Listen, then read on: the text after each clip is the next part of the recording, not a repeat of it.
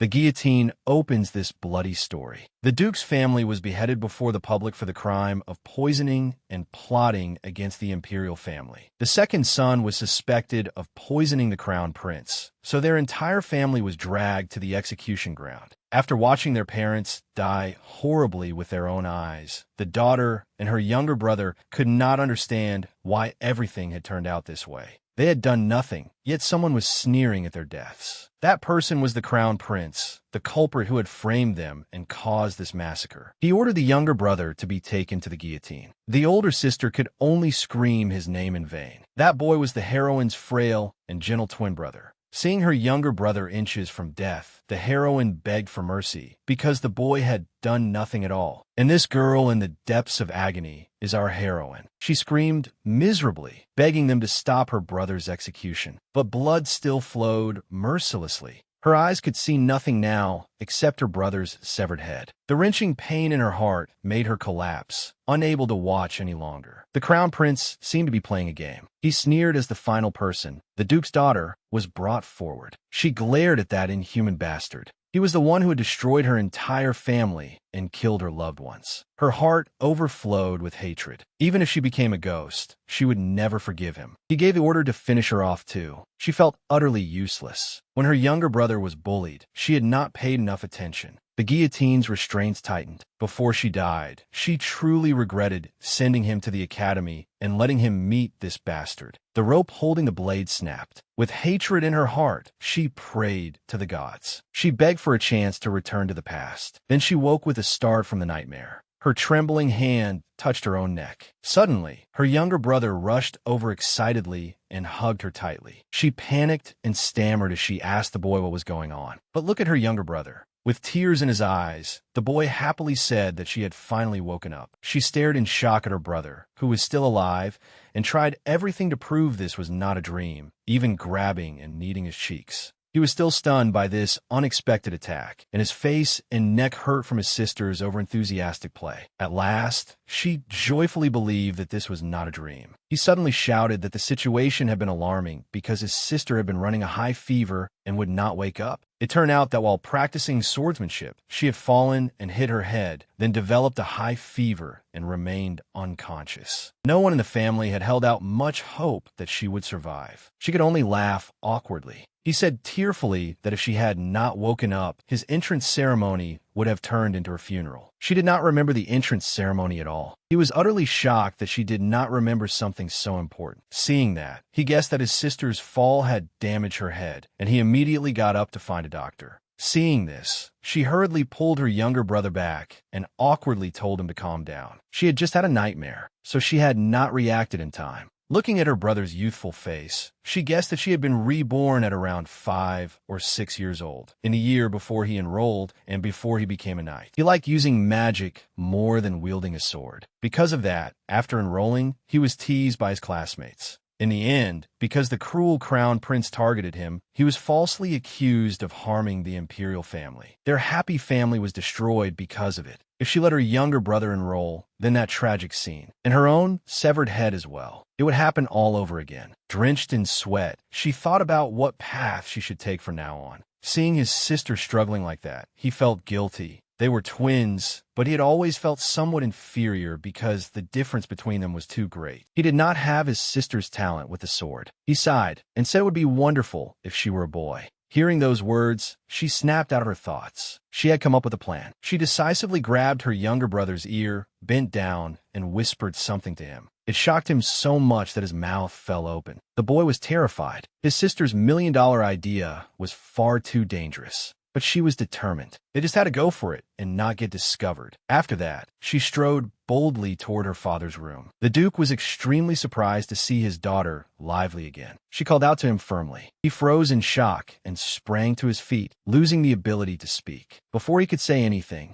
her father pulled her into his arms. He hugged her so tightly that even if she had not died by the sword, she would have died in her father's hands. Only after a while did the Duke finally release his daughter. He breathed a sigh of relief. She lowered her head and said she was fine, but that she had something important to discuss with him. Without waiting for the Duke's reply, she walked to the sword rack. she decisively drew a sharp sword. Without another word, she grabbed her long, flowing hair. The Duke and his son were so shocked that they could not rush over in time to stop her. Her hair had already been cut off. With absolute determination, she said, "Father, I want to go to school in my younger brother's place." She was completely serious. Her aura was no less impressive than that of a true knight. She had decided that she must go to school in her younger brother's place. She would mix into that hellish crowd, a school that trained the highest level knights and mages in the country. The knight department had only 50 students per year. The magic department had 100 students, including female students. Every year, only the most outstanding students had enough ability to cross that narrow bridge. She had to succeed there and deal with that damn monster. She had to protect her own happiness from him. That was the reason for her determination. She would risk everything, even the hair that noble young ladies always treasured so much. She could sacrifice far more than that, even if she had to become a boy. The two of them were stunned stupid by her actions and her words. Her father trembled as he said, "You want to go to school in his place? Then how will you marry the Duke in 5 years?" The next second, the Duke's eyes filled with tears. Such beautiful hair, cut off just like that. Then he sobbed in great sorrow.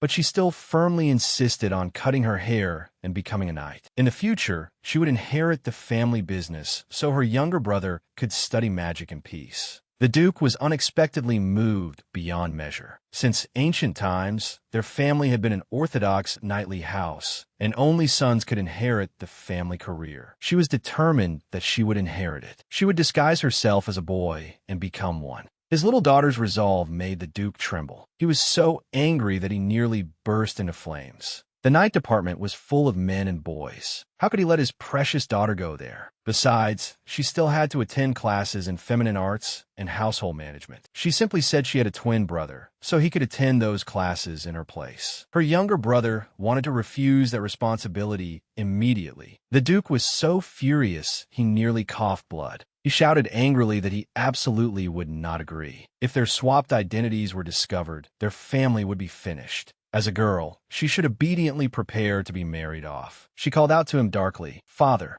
She declared the ideal she had always held in her heart. A woman did not necessarily have to marry in order to be happy. The Duke was surprised by his daughter's way of thinking. He smiled and stroked her hair, saying that if her future in-laws found out, they certainly would not accept a short-haired bride like her. Seeing that the Duke was still hesitating and had not made a decision, she assured him that she could do it. Her eyes pleaded earnestly, filled with pain and despair. This was the first time his beloved daughter had ever begged him. In the end, the Duke could only sigh and agree. One of them was stunned, and the other turned pale. But he had one condition. He would give her only 1 year. If she could not become a suitable heir, she would have to marry the Duke. She agreed readily. On her way to school, she thought of her younger brother having to wear a dress and attend feminine arts and household management classes in her place. She could not help laughing out loud, drawing the attention of the girls around her. They whispered among themselves about this handsome young gentleman. They wondered which family he came from. Looking at them made her uneasy. She absolutely could not let anyone discover that she was a girl. Thinking back, in her previous life, Liam had said he accidentally bumped into the crown prince at the entrance ceremony. To avoid another disaster, she did not want to get involved in that trouble. Just then, the entire school suddenly became noisy. When she looked,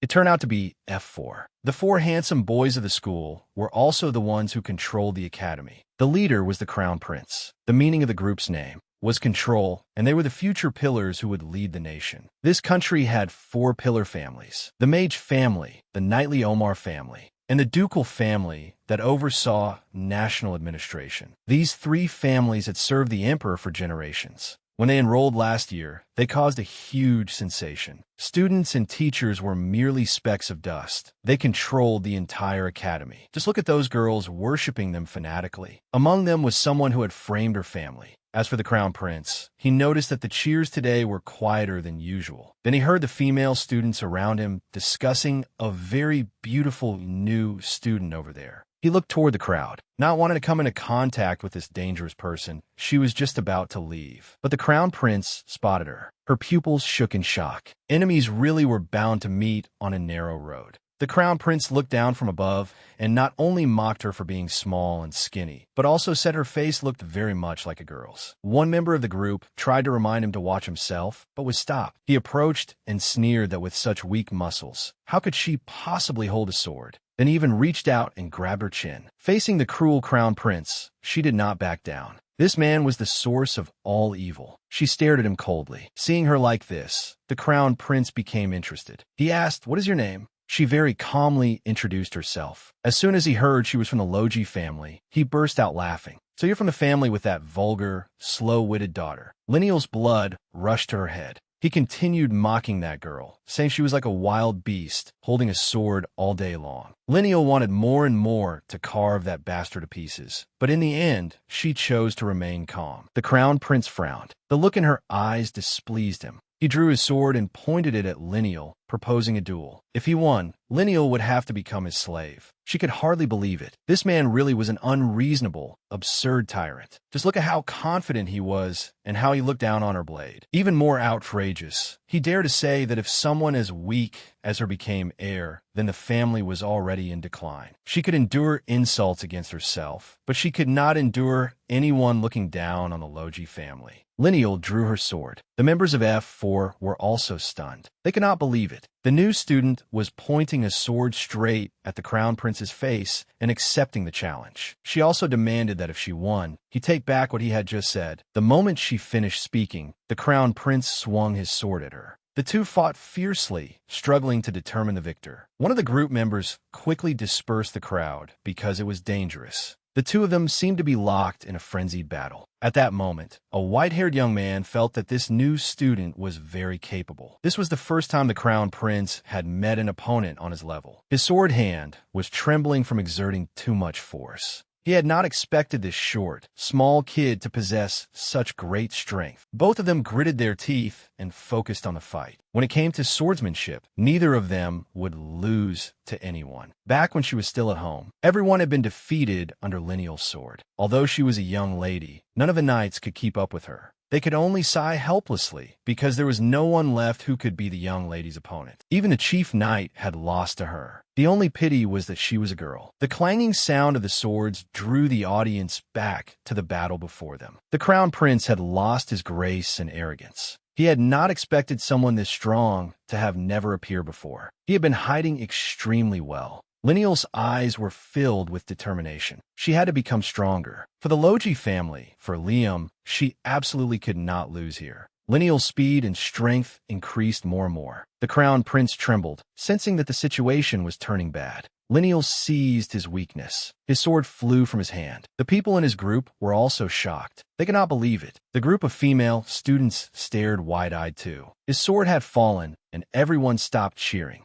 Lineal gasped for air again and again. She could not believe she had won. The crown prince clenched his teeth, his gaze furious and unwilling to accept defeat. Every member of F4 had a different expression. The nation's self-proclaimed wives cried in pity for their husband. The white-haired one laughed excitedly. He liked this new student. Lineal lifted her face to the sky and let out a breath. Looking back at that bastard, who was still kneeling, Lineal declared loudly that she had won. His gaze was filled with murderous intent. Lineal sheathed her sword and demanded that the crown prince fulfill the promise they had agreed on. He glared at Lineal furiously and reluctantly took back his words. Then he immediately stood up and boldly started running his mouth again, saying Lineal had only won by luck. After that, he ordered the entire group to leave. F4 walked away leisurely without looking back. Looking at those young masters from powerful families, she thought, how dare he say she relied on luck in a sword fight? That dog could keep barking all he wanted. She would definitely punch him a few times. After the battle ended, Lineal continued toward her classroom. She had clearly decided not to get involved with that guy. At this point, hadn't she been completely marked by him? At last, she arrived at the classroom. She opened the door and stepped inside. What greeted her was the class's icy atmosphere. Lineal was not afraid of this. She walked straight into the classroom. It was probably because what had happened earlier had already spread everywhere. But she did not care. It had already happened, and it was not as though she had wanted to get involved in trouble. But in his previous life, Liam had never managed to make friends and had been isolated. So now everything was ruined. Lineal's tears overflowed. Sorry, Liam, who is currently studying feminine arts and household management. She renewed her resolve. She absolutely could not let things continue like this. While she was reaffirming her principle of making friends rather than enemies, a strange dark-skinned, white-haired boy suddenly came over to her. Lineal froze for a few seconds. He seemed to radiate sparkling light and said in admiration that Lineal was amazing for defeating His Highness the Crown Prince. Seeing that she was still standing there blankly, he happily reached out his hand and introduced himself as Annie, hoping they could work together for a long time, brother. Lineal's eyes sparkled. She finally had a friend. She and Annie shook hands joyfully. Annie was a little surprised and confused after seeing Lineal's family name. Lineal said amicably that it was fine. In class, all students were equal. Only F4 was an exception. Seeing that the new student was approachable, Annie immediately laughed and said that F4 had actually told everyone not to associate with her. Annie smiled like a blue rose in full bloom. In his eyes, Lineal was a good person. Lineal smiled reluctantly. The atmosphere in the classroom felt very strange. After that, she often attended class with him. The boy was straightforward and cheerful. She thought Liam would have become good friends with Annie too, so she breathed a sigh of relief. And just like that, several days passed after that chaotic entrance ceremony. Today, the two of them had arranged to meet. But when she came out of the library, she saw many people gathered around the fountain. Lineal was curious. Something was happening up ahead. Even the Crown Prince had shown up, and the F4 group was there too. They were always together. She walked over and saw two people holding swords and bullying someone. She recognized that face. She hurriedly shouted Annie's name and rushed over like the wind. But unexpectedly, a sword blocked her path. It was that damn Crown Prince again. Lineal did not understand what was going on, so she questioned him. It turned out Annie had been punished because she disobeyed the Crown Prince and dared to befriend Lineal. Only now did she understand why Annie had said they should not associate before. Over something like this, he had blown a tiny matter completely out of proportion. She could not believe someone would beat another person half to death for such an insane reason. Ignoring the Crown Prince, she went to help Annie up. Seeing Lineal ignore him and run straight to Annie's side, he angrily ordered his guards to swing their swords at Lineal. She looked that way. That lunatic really intended to kill her. Lineal could only stare at the blade descending toward her. Dallin was decisive and vicious. Lineal reached out to shield Annie. At that critical instant, a glowing ring appeared around Lineal. It protected Lineal from the guard's attack. It turned out to be a magic formation. The one casting it was one of the F4, a boy named Kai. The white-haired young man spoke up, warning the Crown Prince that he had gone too far. Even the guards felt awkward. Annie was still unconscious.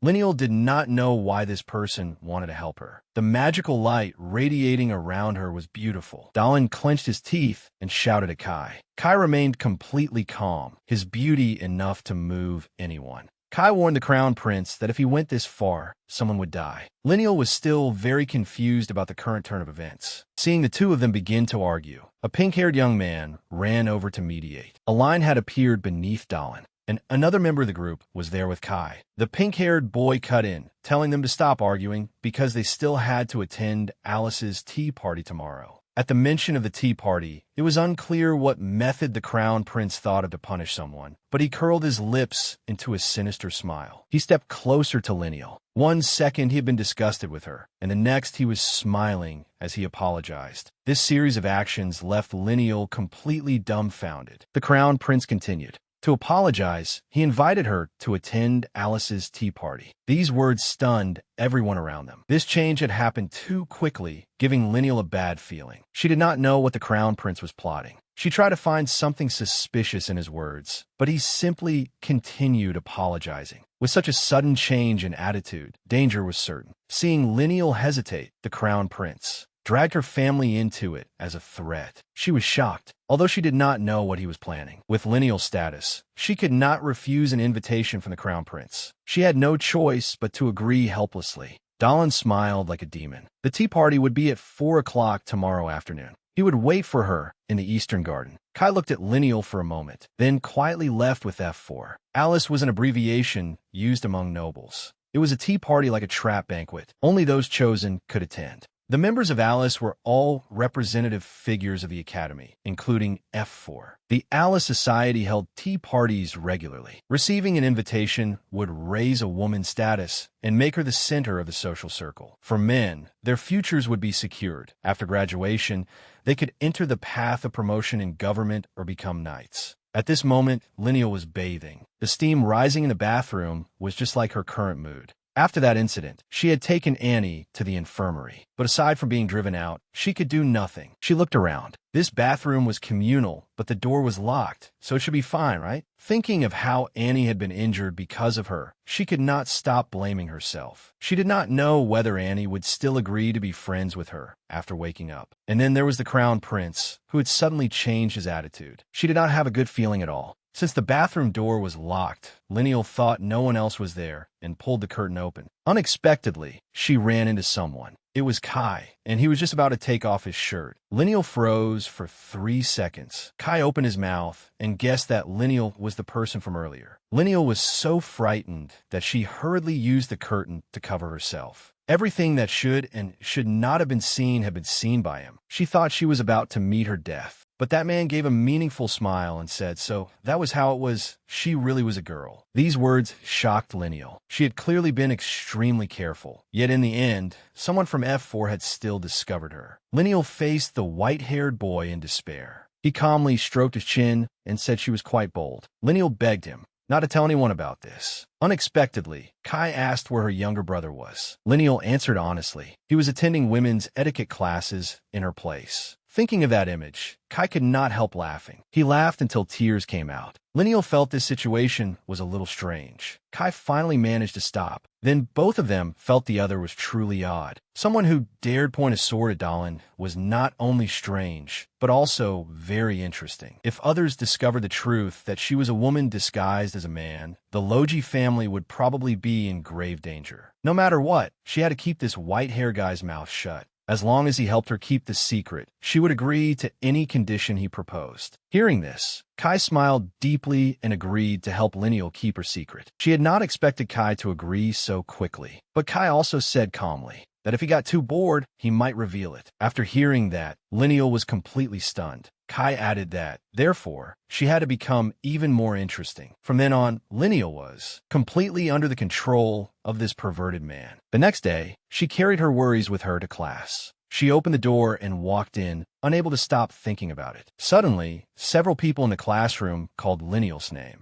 Her classmates were excited and admiring because she had been invited to Alice's tea party. She felt these people changed far too quickly. Although she knew the legends about Alice, she had not expected its influence to be so great. As they spoke, Lineal asked about Annie, but Annie still had not arrived. Hearing this, Lineal's heart ached as if it were being cut. That cheerful child. It was all her fault. Once the tea party ended, she absolutely had to visit Annie. Lineal went to Alice's tea party as promised. She came alone. Her will was overflowing with determination, seeing that she had not run away. The Crown Prince praised her for having some courage. She replied that since she had been invited, of course she had to come. The Crown Prince looked at her with disdain. Lineal was anxious. She looked at the people present. They were all Dallin's people. The members of F4 were also here. Kai was there too, smiling at her. There were also several other titled nobles. She felt as though she had fallen into a trap. Dallin extended his hand with perfect bearing, elegantly welcoming Lineal to Alice's party. Lineal's face tensed as she faced this trap banquet. Just as she was about to sit down, Dallin stopped her. He said that was not Lineal's seat. He pointed to the other side, where several maids were standing. Lineal's vision went dark. She confirmed it once more with Dallin. He smiled triumphantly, bluntly saying that she had come here to serve. Everyone around them broke into mocking smiles.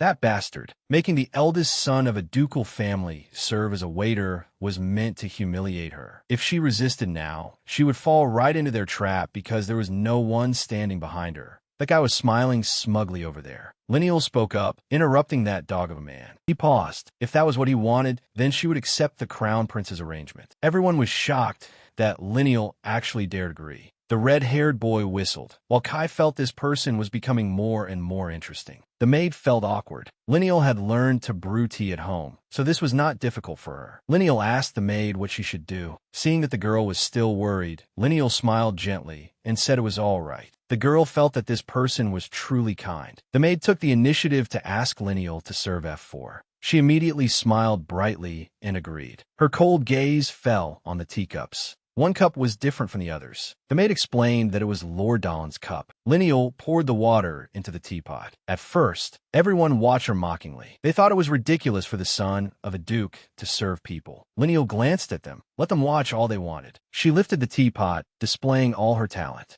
Her technique was skillful and outstanding. The people who had mocked her earlier now showed surprise. Although she truly liked swordsmanship, she also enjoyed drinking tea, so she was very knowledgeable about tea ceremony. Dalin's expression was not pleased at all. Lineal brought the brewed tea before the crown prince. Lineal was surprised as to why only his teacup was different from everyone else's. Was he someone who liked to stand out? Just as she turned away, she suddenly remembered the incident where her younger brother had been framed by someone who put poison in the crown prince's tea. It came flooding back into Lineal's memory. This was something that happened in the future. That was the reason Liam lost his place at the academy. She was extremely panicked because this was supposed to happen later. Could it be that her rebirth had caused a butterfly effect and changed the future? The crown prince lifted the teacup in his hand. Lineal quickly asked a servant to hold the tray for her. The crown prince was about to drink. Lineal hurriedly rushed over. Dalin was shocked and did not understand what was happening. Lineal had already snatched the teacup and gulped it down. A wave of pain surged through her. The poison took effect very quickly, and Lineal spat blood from her mouth. As expected, it was poisoned. Dalin stared blankly at the situation. He reached out, ignoring the teacup falling to the ground, and caught Lineal as she collapsed. The teacup shattered. He held Lineal and shook her, trying to keep her conscious. The scene became chaotic, with screams everywhere. Dalin roared Liam's name. Lineal was gradually losing consciousness. As she was about to faint, she even thought that the crown prince was cold-blooded. All because of one cup of poisoned tea, the heroine was about to meet her end. The scene fell into utter chaos. One of the F4 examined her briefly and said that this condition was clearly poisoning. Hearing those two words, Dalin was traumatized. Poison again. His mother had also been poisoned by someone in the past. He had been utterly terrified when he saw the Empress Mother vomiting blood nonstop.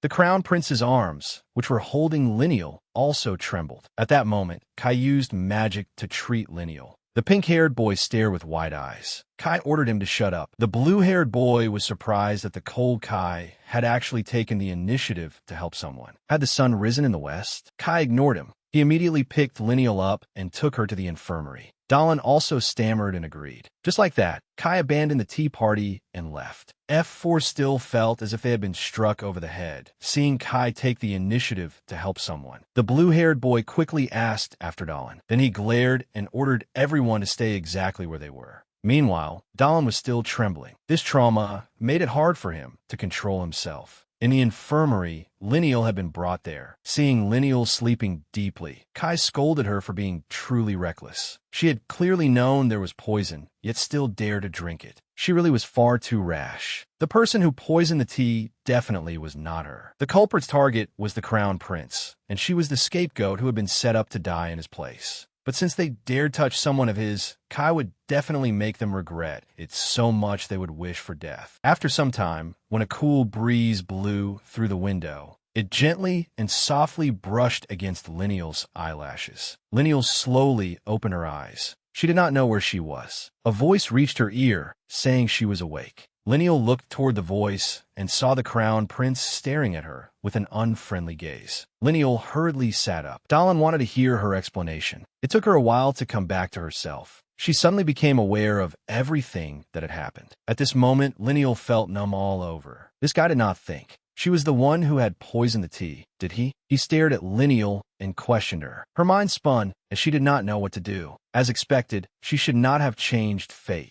The Crown Prince asked seriously whether she had poisoned it. Lineal shouted loudly that it was not her. The Crown Prince frowned and asked how she knew there was poison in it. It was because in her previous life, she had heard Liam mention it, but she could not answer like that. The Crown Prince kept pressing her relentlessly. Lineal shouted that it was because of her intuition. Dalin froze and blinked. Lineal explained that because His Highness's teacup was different from everyone else's, she had become suspicious. Lineal's heart was also screaming nonstop. If she had not drunk it herself and had only said something, who would have believed her? Hearing this, he was stunned. He gritted his teeth and cursed, saying she really was reckless. Lineal had not expected to make him angry. Just because the teacup was different, she had used herself as a test subject and nearly died. Lineal felt that something was off. Dalin suddenly murmured softly. Lineal was still in shock. Dalin clenched his teeth and said that because he had personally seen his mother die from poisoning when he was young, he did not want to see such a scene again. Lineal stared blankly, not understanding. Why had the Crown Prince suddenly become so pained?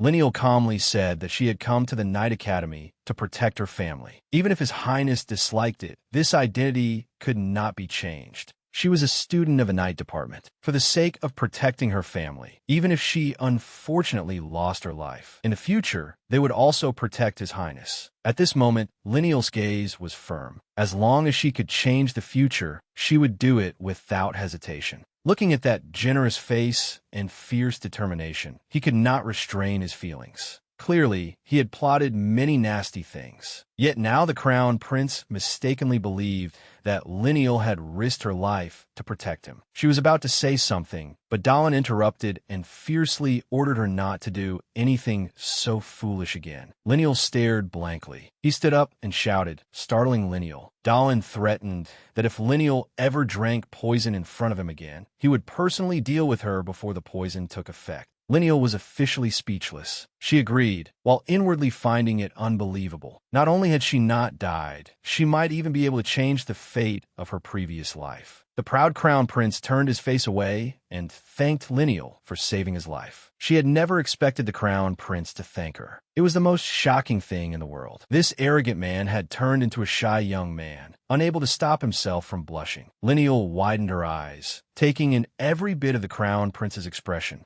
Even his ears had turned crimson. She could no longer hold back and burst out laughing. Her smile shone like a white rose in full bloom. Seeing himself being laughed at, the Crown Prince immediately bristled. Lineal kept laughing, apologizing between giggles. The more the Crown Prince looked at her, the more he felt that this person did not seem so bad after all. When she smiled, she was truly adorable. By the time he came back to his senses, the Crown Prince felt that he must have gone mad. Because she had saved the Crown Prince's life, Lineal became the great hero of the academy. Everywhere she went, she was surrounded by a crowd of female students screaming around her like fans. Annie came over brightly to talk to her. Annie revealed that Lineal had already become the hero of the entire academy, and Lineal's face instantly darkened. She had thought she had escaped the days of being watched closely by the Crown Prince, but now she was attracting even more attention. Annie ran over to thank her. It was all thanks to Lineal that they had been chosen as substitutes for the Swordsmanship and Magic duel tournament. Annie smiled as brightly as the morning sun and sincerely thanked Lineal. Lineal's heart stirred because she was the one who had injured Annie, yet Annie did not mind at all. So it turned out she had already made a good comrade. The two of them held hands in celebration and encouraged each other. The contestants selected from the 4 academies, including 40, will be fighting for the pride and reputation of their respective schools. It could be said that everyone from each academy was training desperately with only the championship in mind. As long as they won the trophy, they would be able to join the Royal Guard. Now that she had been chosen as a substitute, she had to work hard to uphold her family's honor, so that her father would acknowledge her as the heir. As the two of them walked and talked, they did not notice someone secretly following behind them. On the way, the two ran into Kai and the blue-haired boy.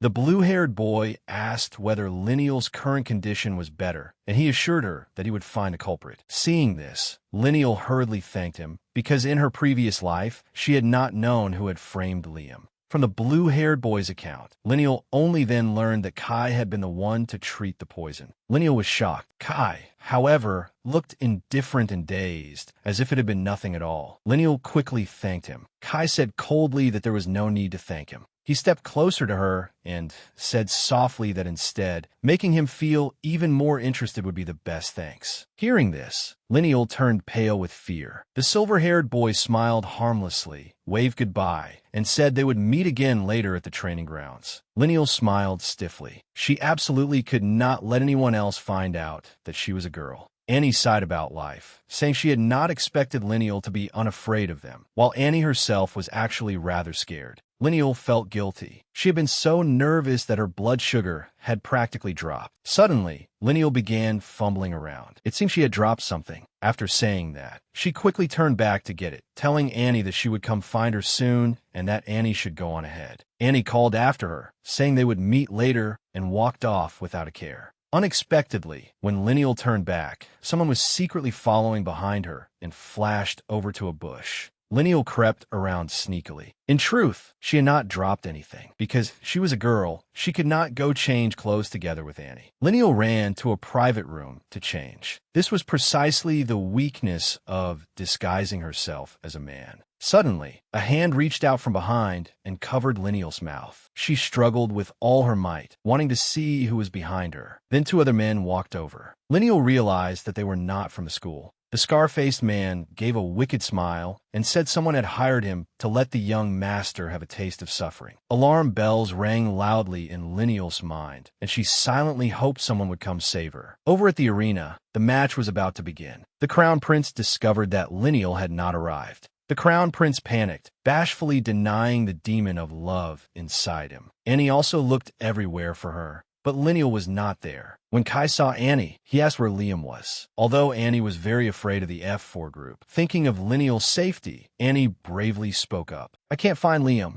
Both Kai and the Crown Prince wondered what had happened. Annie nervously told them everything, including what had happened outside the changing room. Annie had seen Lineal's sword there, but Lineal herself was nowhere to be found. The Crown Prince became suspicious. There was no reason a student of the Night Department would drop their sword. Something bad must have happened. They guessed that because Liam had recently drawn everyone's attention and was extremely popular with the girls, with people admiring him, someone must have become jealous. Hearing this, the Crown Prince's heart grew unsettled. Although he was extremely worried about Lineal, he deceived himself by thinking that whatever happened to that brat had nothing to do with him. In the end, his worry overwhelmed his reason. He clenched his teeth, forced himself no longer to hesitate, and finally hurried off to search. Meanwhile, on this side, Lineal had been thrown rolling across the stone floor. Her hands were tied behind her back, and her mouth was bound tightly, leaving her unable to make a sound. The scar-faced man laughed and said that if she wanted to blame someone, she should blame the person who had hired them for disliking her. Lineal grasped the key point. That meant someone hated her, hated Liam. And so, they had decided to cripple one of her arms. Suddenly, one of them felt that the young master's skin looked very nice. One of the men holding a knife walked toward Lineal. Seizing the chance, she rammed hard into the man's stomach. He struggled with Lineal, and during the fight, the knife sliced across her face. She shouted loudly for help, hoping someone would notice. As a result, the men became even more vicious. One of them grabbed Lineal by the collar and tore it open. They intended to cut the tendons in her legs to prevent her from running away. Lineal was terrified to the extreme. Suddenly, there was a loud bang. Just as Lineal was about to burst into tears, a familiar face appeared. It was the Crown Prince. The kidnappers were surprised by the sudden appearance of a fifth person. The Crown Prince looked around and saw his good brother's clothes had been torn open by others. Rage surged up inside him like a blazing fire. Looking at those men, he coldly forced out each word. "What do you think you are doing?" The situation now became a standoff. The men realized that the person who had come was the Crown Prince. Knowing their place, they hurriedly tried to find a way to escape.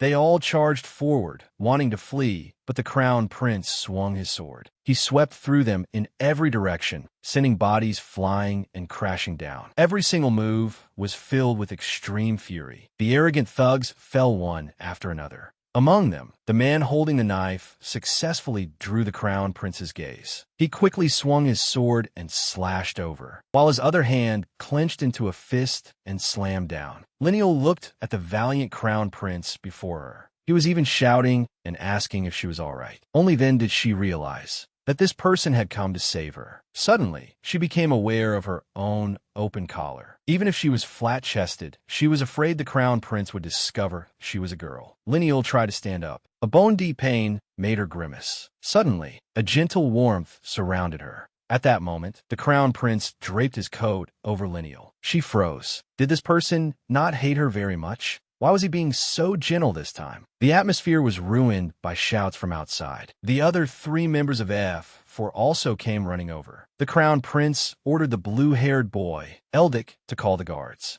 Lineal asked how they had found her here. Kai quickly answered that these little ones had led the way. The 2 wolves were proudly showing off their recent achievement. They affectionately rubbed against Kai. Suddenly, light shone all around them, and they turned back into a cloak wrapped around Kai. Kai stepped forward and kicked the bald man in the head, interrogating him about who had sent them. Unexpectedly, this man was rather stubborn and said that even if he died, he would not reveal it. Kai smiled extremely gently, but made people's skin crawl. In the next second, a ferocious white wolf appeared with its mouth wide open, frightening the bald man so badly his eyes nearly popped out. The crown prince noticed that something was wrong with Lineal's leg. It was because she had been dragged by those men earlier. Seeing that she could not walk, he pulled her hand and made her lean on him. But this action scared Lineal half to death. The crown prince's hand touched Lineal's body. He felt something strangely soft. Lineal's mind screamed. The crown prince froze, while she stared with her mouth hanging open and screamed inwardly like a storm. Had he just touched her chest? Lineal broke out in a cold sweat. It was over. She was done for, and her legs went ice cold. The fact that she was a girl was about to be exposed. Lineal's face turned deathly pale, and she stammered.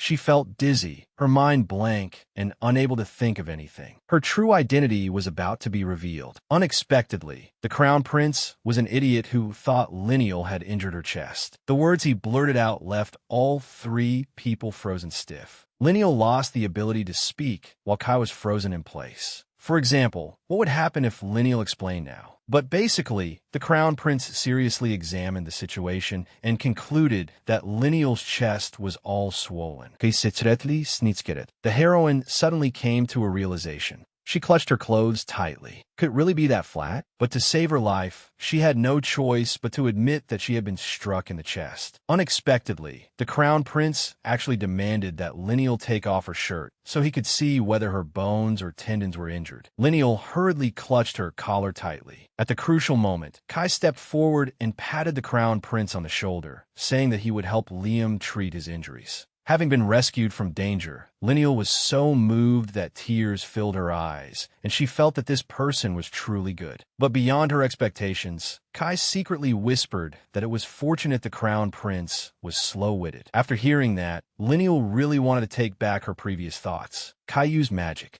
A blue light enveloped Lineal's body. In just a few seconds, her injuries completely healed. He reached out gently and wiped the blood from Lineal's face. The wound on her leg had also healed, and she no longer felt any pain. Lineal felt that magic was truly miraculous. He only smiled without saying anything. Seeing the 2 of them smiling and talking, the crown prince felt displeased. Lineal really was soft. The feeling was still clear in his hand. He began to doubt his entire life. He must have gone mad. Lineal was his brother. After all, Lineal briefly tanketke. Kai smiled and said it was as easy as turning over his hand. Watching the 2 of them chatter away, the crown prince seemed to become jealous. He clenched his hand into a fist. Clearly, he was the one who had saved Lineal. Yet she did not even thank him. What exactly was this unpleasant feeling in his heart that he could not name? Not long afterward, the mastermind was exposed. The wicked enemy behind the incident was the son of Count Debo. In the end, those 3 people were expelled, and school life continued as usual. That day, Annie and Lineal practiced swordsmanship together. The atmosphere was full of fighting spirit. Annie refused to admit defeat, but in just a few moves, Lineal sent Annie's sword flying. Annie sat down on the ground and praised Lineal's swordsmanship without end. Even so, Annie was very happy to have found a strong opponent who was also a friend.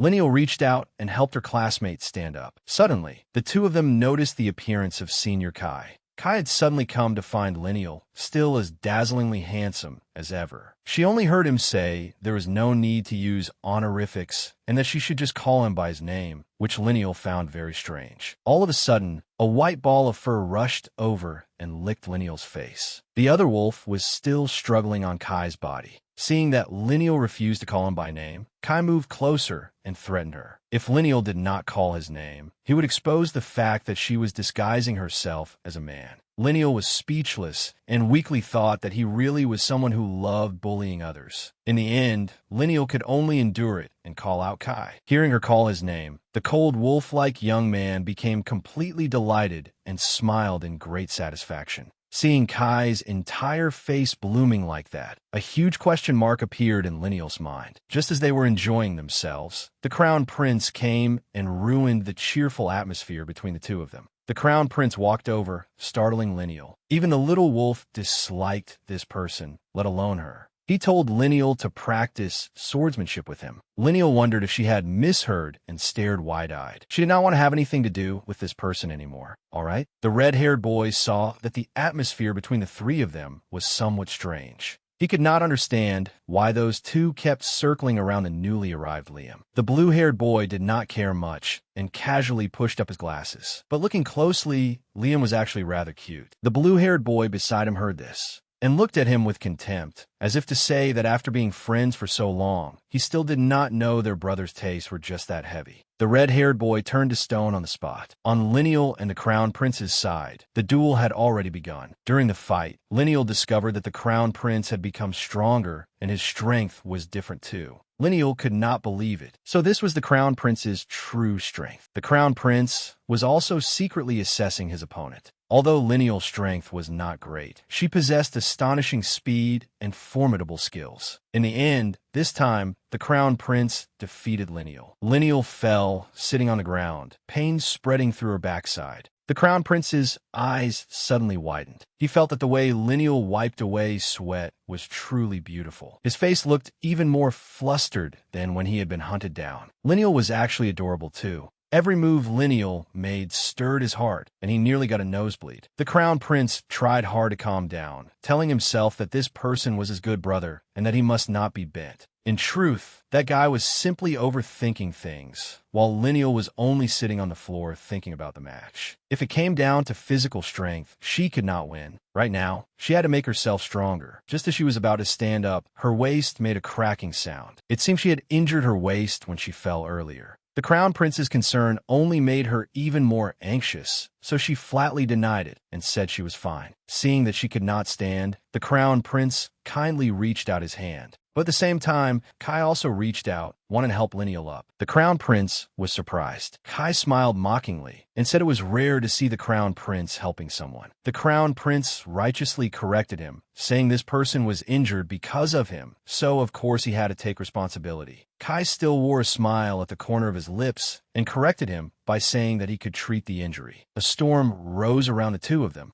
The Crown Prince became irritated. At this moment, a difficult choice fell onto Lineal's shoulders. She began to doubt her entire worldview and hurriedly backed away, feeling that these two people were truly terrifying. One was forceful and wanted to grab her hand, while the other was dangerous down to his very bones. Seeing that the situation was bad, only a fool would make a choice now. Lineal endured the pain and stood up by herself. The Demon Lord Crown Prince saw how stubborn Lineal was and left in a huff. He also did not forget to drag Kai along with him. Kai still wore that angelic face as he waved goodbye. After the two demon lords left, Lineal breathed a sigh of relief. Returning to the night department dormitory, Lineal lay down on the bed in exhaustion. This whole day had felt endlessly long. She did not understand why the Crown Prince had saved her, and not only that, why he'd been so wholeheartedly concerned. Or was it because of her? If so, the poisoning incident had changed. So what about the other things in the future? Lineal suddenly sat up. She had to stay extremely clear-headed and could not be careless just because of that man's strange actions. She suddenly noticed a letter on the table. Only then did she remember that she had had an unread letter sitting there all day. The name written on the outside was Liam. This was the first letter her younger brother had ever sent her, so Lineal opened it excitedly. It was shocking news. The Crown Prince had invited them to attend a royal dinner banquet, and she had to return home at once. Damn it! Her feet instantly went cold.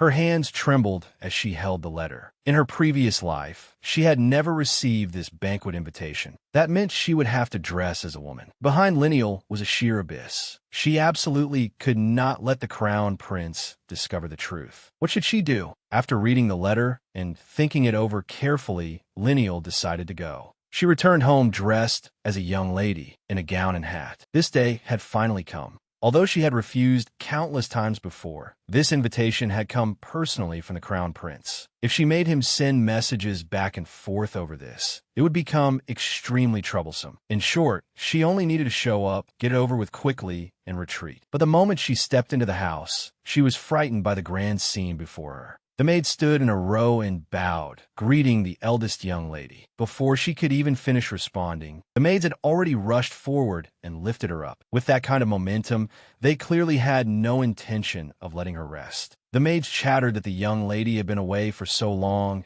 and had only just come home, and that there was no time left, so they had to prepare her properly. Lineal soaked in rose water. The maids took care of her hair, unable to stop sighing over how beautiful her long hair had once been. It had been a long time since the maids had tended to her like this, so it felt incredibly comfortable now. The maids still felt very wronged on her behalf. But Lineal was thinking about a more important problem. With hair this short, how could she attend the banquet? From glittering, high-class jewelry to lipstick, they chose only the very best. At last, the distinguished daughter of a ducal family was fully made up. The maids showered Lineal with praise, saying how beautiful she was. Even Lineal felt as though she had become a completely different person. She looked nothing like she did when she was practicing swordsmanship. Lineal anxiously stroked her very short hair. Outside, Lineal's younger brother came running over to greet his sister. She was overjoyed. Her younger brother opened the door and walked in calmly. Liam was far more dashing now. The two siblings happily clasped hands and gathered around each other. But they had not been happy for long before Liam asked, "Are you planning to take that short hair to the banquet?" With an excited expression, Lineal said yes. With short hair, she would not have to attend the banquet anymore. Liam instantly saw through his sister's escape tactic, but there was no way she was getting away. Lineal realized there was no escaping this plot point. The boy recited an incantation with practiced ease, cast a spell, and her short hair slowly grew long again, just as it had been before. Liam smiled brightly and asked if he was amazing. Lineal was shocked. He really was amazing.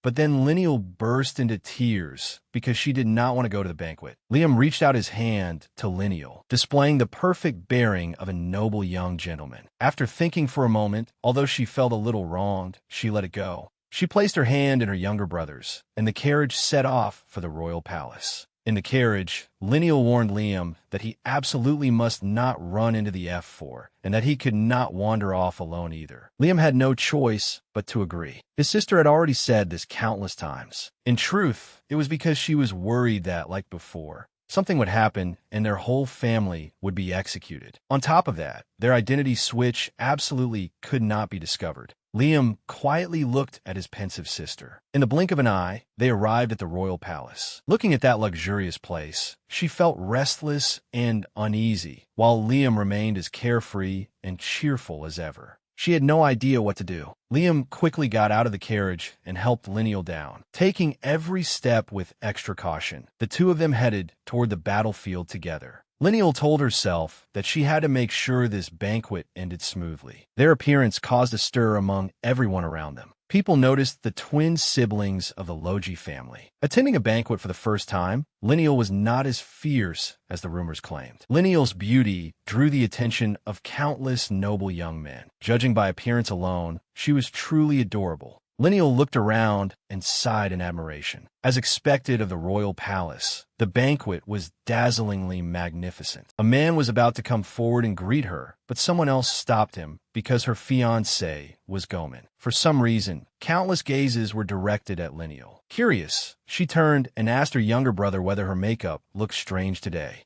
Liam smiled and said she was far more beautiful than usual. Being praised, Lineal felt that he was exaggerating a little. Then her attention collided with the glittering roast chicken on the table. The moment she saw the food, she happily pulled Liam over. There was so much delicious food, Liam laughed, saying that even after dressing up and putting on makeup, his sister had not changed at all. Lineal heard that the brat was teasing her and blushed in embarrassment. Her younger brother had become more thoughtful and knew how to coax his sister. She looked around and saw that there was no one in the corner, so she wanted to sneak over there and eat. After that, she could sneak away. It probably would not be a problem. Lineal pulled her younger brother and ran over there. Unexpectedly, someone blocked their way. It turned out to be her younger brother's devoted fans. The twins still had no idea what was going on. A crowd of beautiful young ladies came rushing over one after another, frightening the two of them speechless. A group of young ladies surrounded Liam, leaving the boy flustered and unaware that this was the masterpiece aura his sister had built up for him. Just then, the great doors suddenly opened. The F4 had appeared. Each of them was dazzlingly handsome in his own way, flawless from head to toe. In particular, the crown prince still stood out with his rose-red eyes. Kai remained pure and dazzling, while the blue-haired young man shone with an intellectual beauty. As for the pink-haired one, he had the ultimate playboy appearance. That flamboyant entrance scared Lineal out of her wits, and she hurriedly looked for a place to hide. She could not let them discover her. But when she turned her head, her younger brother was gone. Surely he was not playing a disappearing act now.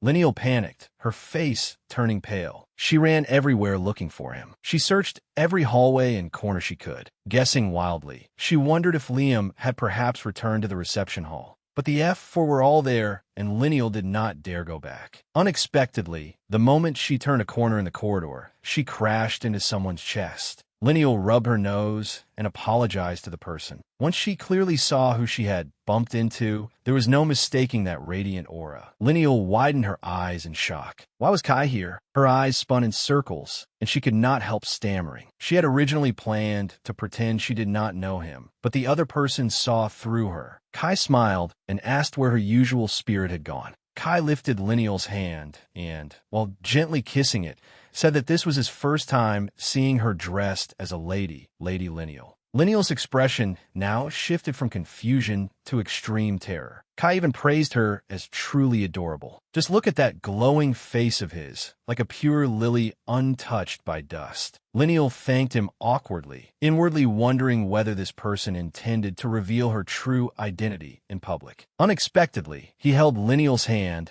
and said he did not want anyone else to see Lineal as a girl. Kai's possessiveness was beginning to show. Lineal was now extremely agitated. Trembling and pale, she began doubting her entire life, frightened that it was because of how she looked today. Was it really so strange that she had to be locked away so no one else could see her? Kai asked where Lineal wanted to go, snapping her out of her psychological trauma. Thinking back, she was looking for her little brother Liam. But how could Lineal dare say she was searching for her younger brother? This man was a demon. If she said it out loud, he might find her interesting and follow her too. She hid the truth and said it was only a small matter, so there was no need for him to worry. Hearing that Lineal was preparing to return to the main hall, Kai smiled brightly, his eyes narrowing. He reached his hand out to Lineal, just as Liam had when he wanted to escort her. This action left her staring at him in wide-eyed confusion, not knowing what he wanted to do. Seeing the little squirrel blinking in surprise, Kai smiled and said he simply wanted to escort Lineal back to the banquet. Looking at that face, which never lost its smile, Lineal felt a chill. What great fortune it was for her to be escorted by one of the F4. If they went back together, she would have to meet the crown prince. That was no different from escaping a watermelon rind only to step on a grenade. Seeing Lineal refuse, Kai used Lineal's secret to threaten her. After hearing him, Lineal looked at the demon before her in panic. There was definitely a devil behind this man. Kai extended his hand amiably, smiled, and asked which option she would choose. Did she even have a choice? In the end, she had no choice but to accept and place her hand in this man's. To protect her secret of disguising herself as a man, Lineal could only endure and agree. All the nobles at the banquet immediately burst into commotion. The appearance of this handsome man and beautiful woman naturally attracted countless gazes. Some admired them, some were jealous, but a talented gentleman beside a beauty truly made a perfect match. Hearing their whispers, Lineal guessed they must think she was unworthy of the F4. Kai watched Lineal, overthinking with a highly amused gaze, and laughed quietly to himself. Suddenly, Lineal let go of Kai's hand and quickly said goodbye. She did not forget to curtsy properly and honestly. She absolutely had to escape this demon so she could go find Liam. But just as she turned to leave, her hand was caught again. Kai invited her to dance with him. Lineal was so shocked her jaw nearly dropped. In this country, a girl's first dance could only be with her fiancé or with a family member. Look at that obviously fake yet sincere smile. This person clearly knew the rule and still wanted to invite her to dance. Was he trying to tease Lineal? She would not let him have his way. Kai felt that this scene was not going according to plan. He smiled, expressing regret in a dangerously charming way. No proper gentleman smiled like this. She searched every nook and cranny, even the places where many young ladies usually gathered to chat and play. Lineal ran around searching for her younger brother, circling several times without seeing any trace of Liam. She wondered whether her brother had been unable to find her and had already gone home. Just as Lineal was exhausted all over, someone called out to her again. Another young nobleman came to invite Lineal to dance. Before that person could finish speaking, he was pushed aside by a blue-haired young man who said, "Lady Lineal, if you do not mind, please dance with me." The two of them began to argue. Several noblemen standing nearby joined in as well. She had no idea what was happening anymore. Two people had become four. Seeing the competition grow wider and wider, Lineal glanced toward the open balcony behind her and came up with an idea. She laughed and said goodbye to the four young noblemen. Before they could react, she used a lightning-fast escape technique and dashed toward the balcony. Even high heels could not stop Lineal from reaching a new world. She braced her hands on the railing and vaulted over it with incredible skill. Unexpectedly, by some twist of fate, the Crown Prince was taking a walk below. If a passerby had seen this scene in time, it would have been as beautiful as a once-in-a-century spring dream. But in reality, it hurt a lot. Lineal was following the laws of physics and shooting straight downward. She felt that her second life was about to end again.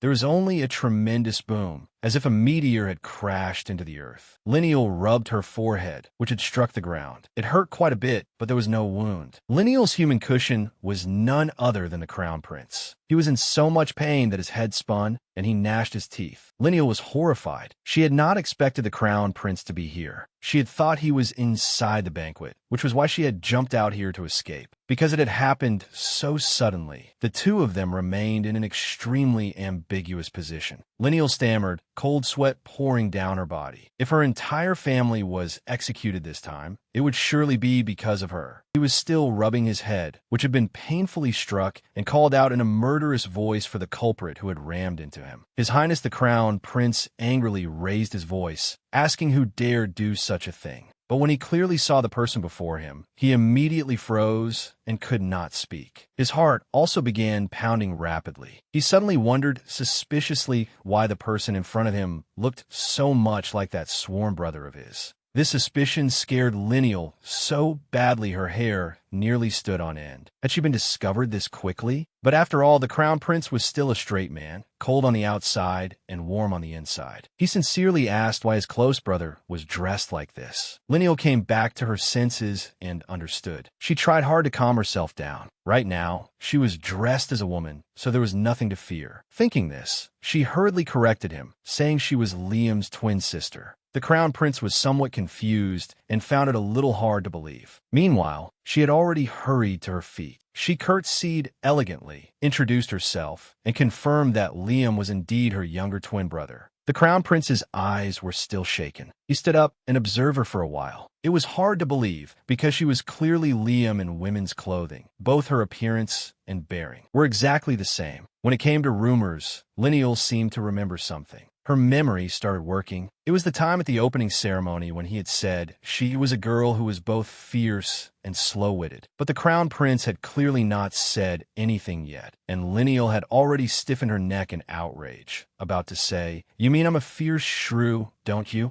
She had confessed before even being questioned. Only after speaking did Lineal realize that her behavior was wrong and hurriedly covered her mouth. Unexpectedly, this made the Crown Prince burst into loud laughter. He sighed that she really was just like the rumors said. Not only had she fallen from the sky, she even dared raise her voice at the Crown Prince. Lineal truly did not understand why he was not angry, but the wound on the Crown Prince's hand caught her attention. She quickly took out her handkerchief and dealt with the wound. She basically ignored what he said and swiftly bandaged him. She used her own handkerchief. Lineal was sincerely apologetic. Although this was not timely treatment, it could at least help a little. The crown prince stared blankly at Lineal's actions. His heart lost control and pounded rapidly. His face also turned red. Meanwhile, Lineal had finished tying a very pretty bow for him. She even reminded His Highness the Crown Prince to remember to apply disinfectant. After a round of flustered fussing, she finally realized that she was holding the hand of the final boss she was determined to stay away from. She hurriedly apologized, but this frantic behavior was just like that sworn brother of the Crown Prince. The Crown Prince looked at her in shock. This person truly resembled his brother Liam far too much. But why was the main point that he kept thinking about Liam?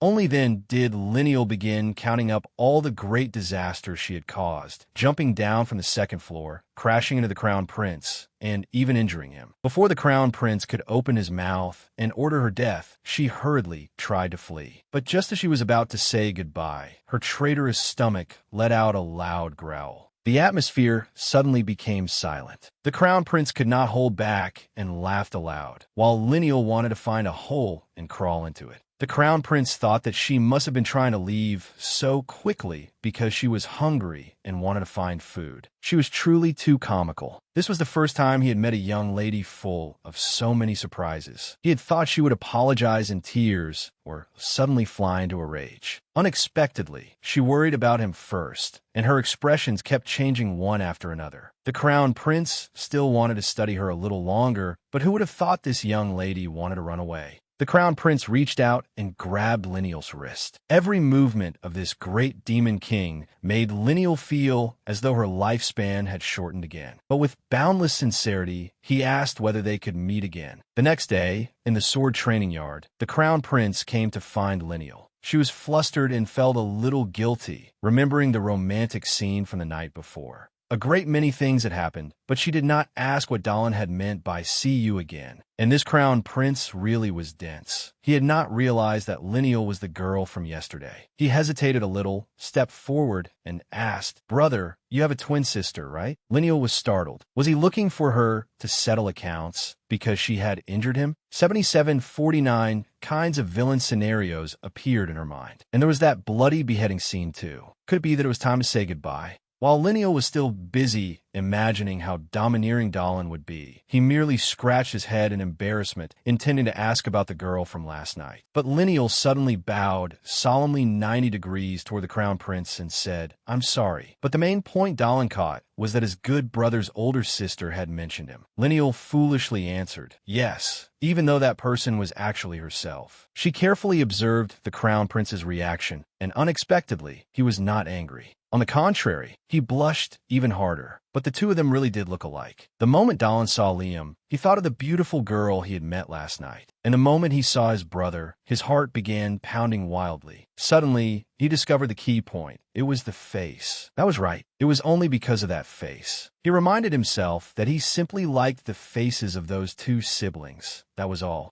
That reason was far too reasonable. It had to be like that. Lineal said softly that the older sister in Dallin's imagination was very worried about his wound. Hearing this, the Crown Prince became even more excited. He had not expected that girl to be worried about him. This development frightened Lineal badly. Seeing that he was not angry about what had happened last night, Lineal quietly breathed a sigh of relief. Suddenly, Red Hair rushed over from behind and wrapped his arms around Lineal's neck, making her dizzy. The other two members of F4 also appeared. Baka unhappily blamed Lineal for only giving a casual greeting last night before running off. Lineal secretly felt guilty. That must have been her younger brother who came to greet them. While the four of them were chatting, Kai changed the subject and said that someone was about to return. Lineal did not know who they were talking about. Seeing Lineal's confusion, Omar explained that this person would also participate in the Sword Demon tournament. Lineal seriously rubbed her chin and pondered, trying to picture the person. Seeing this, Baka explained that he was a young knight who had rendered meritorious service and was also a student at the academy. Right now, that person was on the battlefield, so he rarely appeared, almost like a phantom. Lineal thought and thought, but still could not figure out who this genius and phantom could be. Kai laughed and said, "That person is Dallin's enemy." Hearing this, Dallin corrected him unhappily.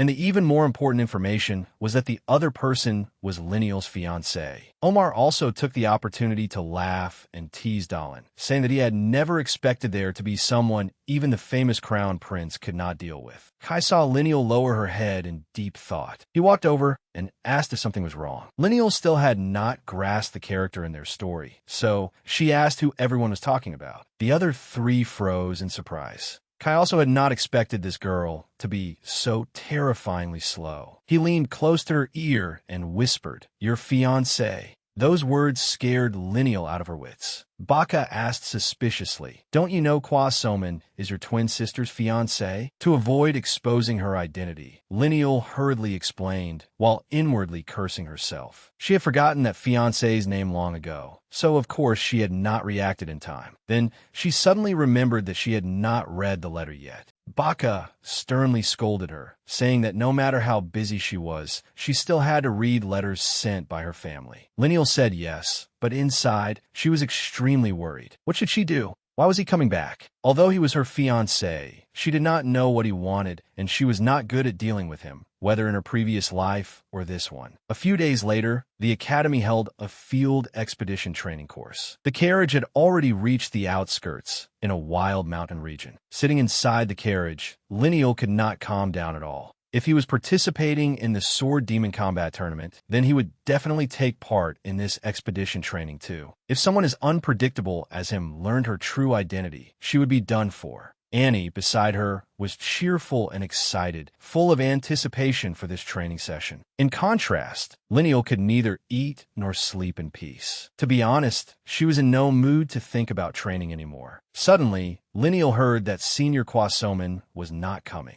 Annie was sighing regretfully because she would not get to train with a young genius this time. Lineal was so surprised her eyes widened and her mouth fell open. Annie explained that he was busy with work. Lineal felt as though she had been released from all the anxiety that had been weighing on her. She smiled happily. If she did not have to meet him, she could focus on this expedition. At last, all the students arrived at the training area. Everyone was noisily discussing the room assignments. The moment Lineal saw the notice, she was frightened silly. 2 people to a room. Trembling, her mind spun. The dormitories clearly had single rooms, so why were there double rooms here? And they had to use a shared bath, too. Did that mean she could not bathe during the training period? Just as she was frantically clutching her head, White Hair laughed happily, delighted that he would be sharing a room with Lineal. That would be even more disastrous. She could not share a room with a man. At this critical moment, Kai stepped forward and asked Lineal if she wanted to share a room with him. The other 3 members of F4 were extremely shocked. Lineal's eyes lit up, but the Crown Prince interrupted, saying, "What kind of joke is this?" Kai smiled and asked, "Then have you already made plans with him?"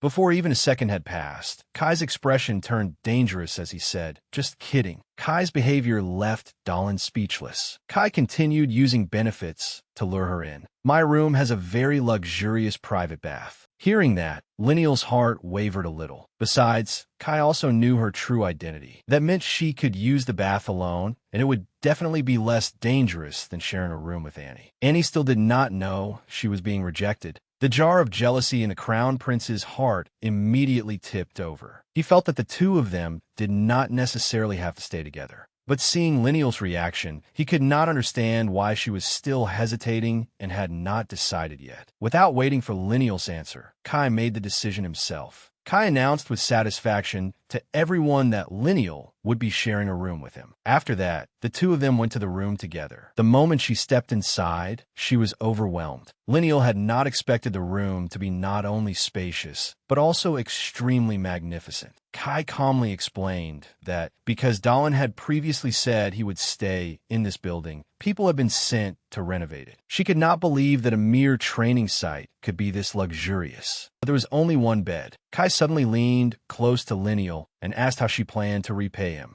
Lineal looked at Kai suspiciously. He smiled until his eyes narrowed, looking a little dangerous. In order to keep her identity as a girl disguised as a boy from being exposed, Kai put in a great deal of effort. Moreover, he brought up an old grudge. That night, Lineal had refused to dance with him. Lineal was about to explain, but stopped herself. This person definitely wanted to make a fool of her again. Lineal could not fall for his trick. She took a deep breath and asked, "What should I do?" Seeing Lineal's serious expression, Kai could not help secretly laughing. Her reactions really were interesting. At first, he had only planned to tease Lineal for fun. Seeing that Kai did not respond, Lineal spoke up. Suddenly, Kai reached out toward Lineal. The world spun. Before Lineal could react, Kai had pinned her down on the bed. Kai said, "Dance with me at the next banquet. Of course, in your girl's appearance." In his heart, Kai was extremely unwilling to hand this girl over, not even to Dalin. Speaking of Dalin, he was currently walking down the corridor toward Kai's room at the end of the hall. He was clearly extremely jealous, yet he kept hypnotizing himself, telling himself that he cared about that brat only because he liked his face. And he had just realized another genuine reason. He was the crown prince, so he had the right to know everything about who was doing what. Very soon, he arrived in front of Kai's door. He discovered something. The door was slightly ajar. The crown prince secretly peeked inside and immediately saw a scene that shook the earth and overturned his entire life. Those two were on the bed, one on top and one beneath, pressed against each other. Kai's voice came from inside the room. "After all, we've already seen each other when you weren't wearing anything."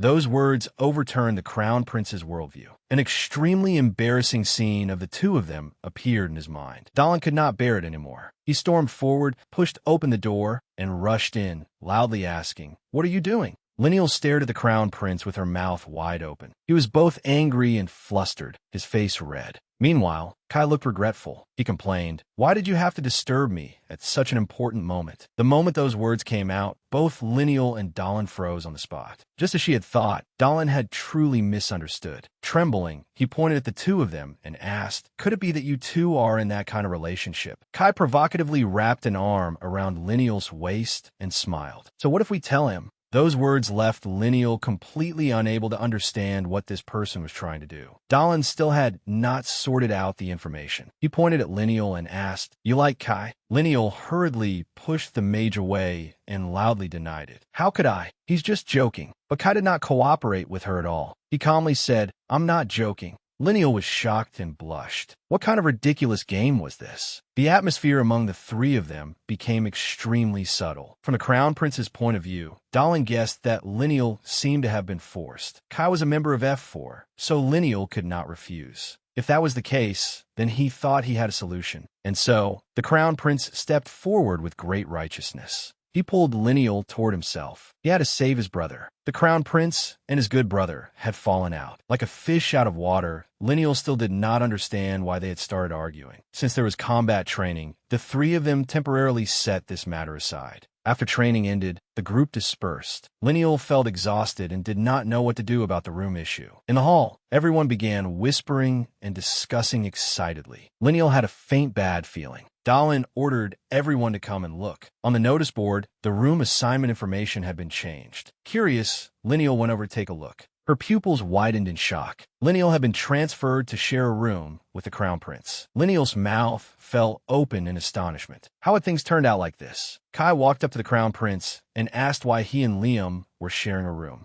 Dalin said with complete uprightness, "According to my judgment, if I let you and Liam stay together, he will be in danger." Then he used the fact that he was the crown prince and needed to protect the people as a cover for abusing his authority for personal reasons and moving his crush into the same room as himself. Kai casually said that staying with Dalin was even more dangerous. Then Kai used his sharp eyes that could see through worldly illusions to state the truth. "You want to share a room with Liam, don't you?" The crown prince felt a little guilty and blushed as he retorted, remembering the girl from that night. He used the excuse that he liked women to justify this matter. Kai let out an "oh" and did not continue arguing, turning around and leaving. Before leaving, he said meaningfully, "I also like women." While the two great demons were arguing fiercely here, in another corner, Lineal was already going crazy. What should she do? Why did she now have to share a room with Crown Prince Dalin? The Crown Prince did not know what she was thinking. He led Lineal back to their room and even very generously and confidently introduced it, saying this room was bigger than Kai's and that she could use it as she pleased. The room was indeed extremely spacious, but there was one problem. There was only one bed. Seeing that she seemed a little uncomfortable, Dalin kindly added that the bed was very big, so two people could sleep on it without any problem. Lineal frantically gritted her teeth. That was exactly the problem, all right? And even more serious than that was this. She was also worried that her sleeping posture was too bad and that she might kick the crown prince onto the floor. Would she have to be beheaded again in this life too? Lineal hurriedly searched for a way out and suggested that she sleep on the sofa. The crown prince misunderstood what she meant and explained, "Don't worry, I'm not like Kai. I won't touch you." Lineal wanted to cry, all her tears dry. "That's not what I meant.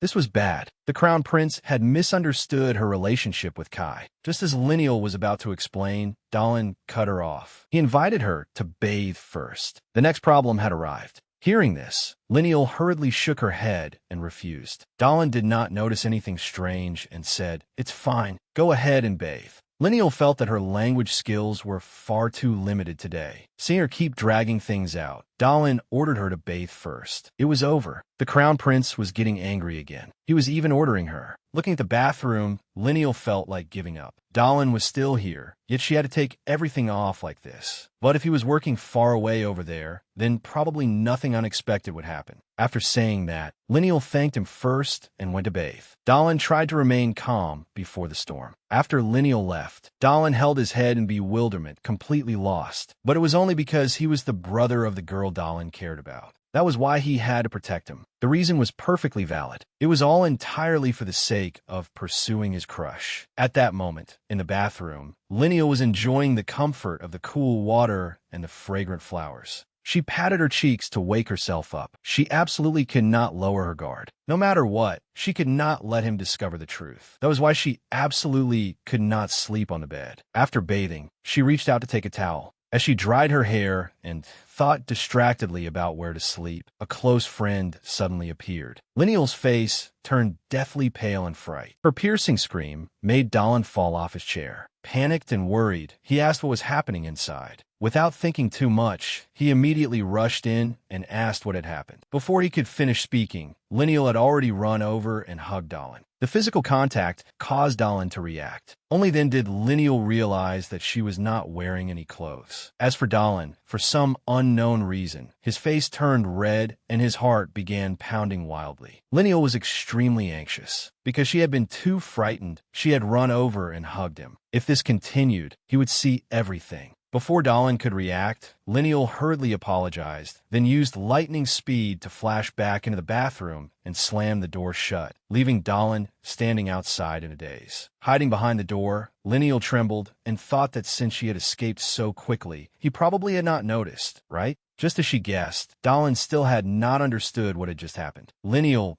gathered her courage and poked her head out. She was about to apologize, but unexpectedly, the tiny little spider also came out with her. When Lineal and the little spider looked at each other, for eyes meeting, another earth-shattering scream rang out in the room. Lineal panicked and said, "A spider. I'm afraid of spiders." Only then did Dalin understand the problem. He walked over to the little spider without any hesitation and gave it a free flight from inside the room out through the window. After finishing, Dalin looked toward the bathroom and said, "I threw it out." The bathroom door opened a crack. Only then did Lineal poke her head out again, tears still in her eyes, and stammer, "Oh, really?" Then she thanked him very politely. This whole series of events made Dylan feel like he was done for. A moment later, it was Dylan's turn to bathe. He lay dazed in the bathtub, thinking about what had just happened, so he was afraid of bugs. Remembering the moment Lineal had thrown herself into his chest, Dylan could not help blushing. His body really was soft, his skin fair and delicate, and his figure slender. The more Dylan thought about it, the further his thoughts drifted, so he fiercely splashed water onto his face to calm himself down. He kept hypnotizing himself, telling himself that the guy was a boy. He could even sympathize now with why his brother Kai liked Lineal. Feeling that his thoughts were beginning to stray from ordinary logic, Dylan frowned with a headache. The more he thought, the more honest his body became. He splashed water onto his face again and again, extremely agitated and barely able to restrain himself. He blamed it on the bathroom being too hot and called for a servant to bring a bath towel. After calling several times with only silence outside, he remembered that the servants had been transferred elsewhere today. He took a bath towel and dried himself off, all while blushing and thinking that right now, only he and Lineal were left in this room. When he went outside, he unconsciously felt a little nervous. At this moment, Lynel had already put on her sleepwear and was sitting on the sofa. Seeing Dylan come out, she immediately went forward, wanting to explain what had just happened. Unexpectedly, the Crown Prince's gait seemed a little off, and he staggered toward the bed. Seeing that something was wrong with the Crown Prince, Lynel hurried over to check on him. Dylan's whole body was burning hot, dizzy, and unable to keep his balance. He lost his footing and fell onto the bed. Caught off guard, Lynel fell with him and instinctively let out a cry.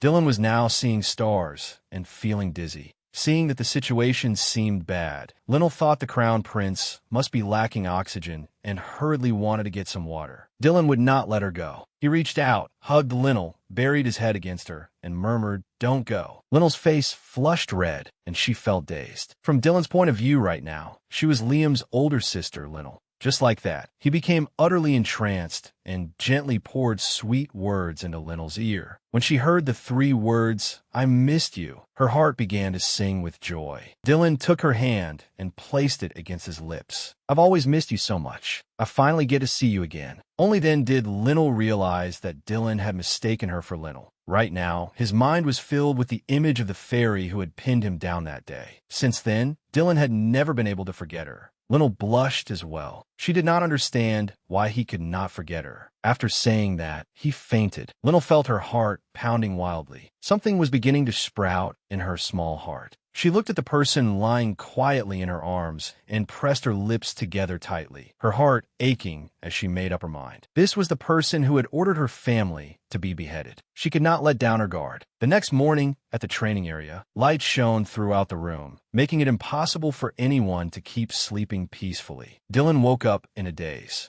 He could not clearly remember what had happened last night, but images of Lynel kept drifting through his mind. Alarmed, Dylan lifted the blanket to search, only to find that the lover of his dreams was nowhere to be seen. All he saw was his good brother sleeping beside him, drool running from his mouth. The atmosphere was utterly quiet except for Lynel's breathing. The Crown Prince thought with some disappointment. How could someone who drools this much possibly be a woman? I must have been dreaming, but his dream had seemed so vivid and real. Afterward, Lynel wearily walked to the training room. She felt a little troubled, not understanding why she had still chosen to sleep in the same bed as the Crown Prince. If her father found out about this, she definitely would not have a peaceful time. Lynel sighed, recalling the embarrassing events of last night. She had even thought her identity had been exposed. But when she woke up this morning, Dylan seemed as if he still did not know the truth. After thinking for a while, Lynel misunderstood the Crown Prince's meaning. She thought Dylan had said he wanted to meet the real Lynel in order to behead her. Thinking this, Lynel broke out in a cold sweat. But the image of the Crown Prince passionately confessing his feelings last night had truly been moving. It really had not seemed like an act. Lynel sighed and walked to the training area.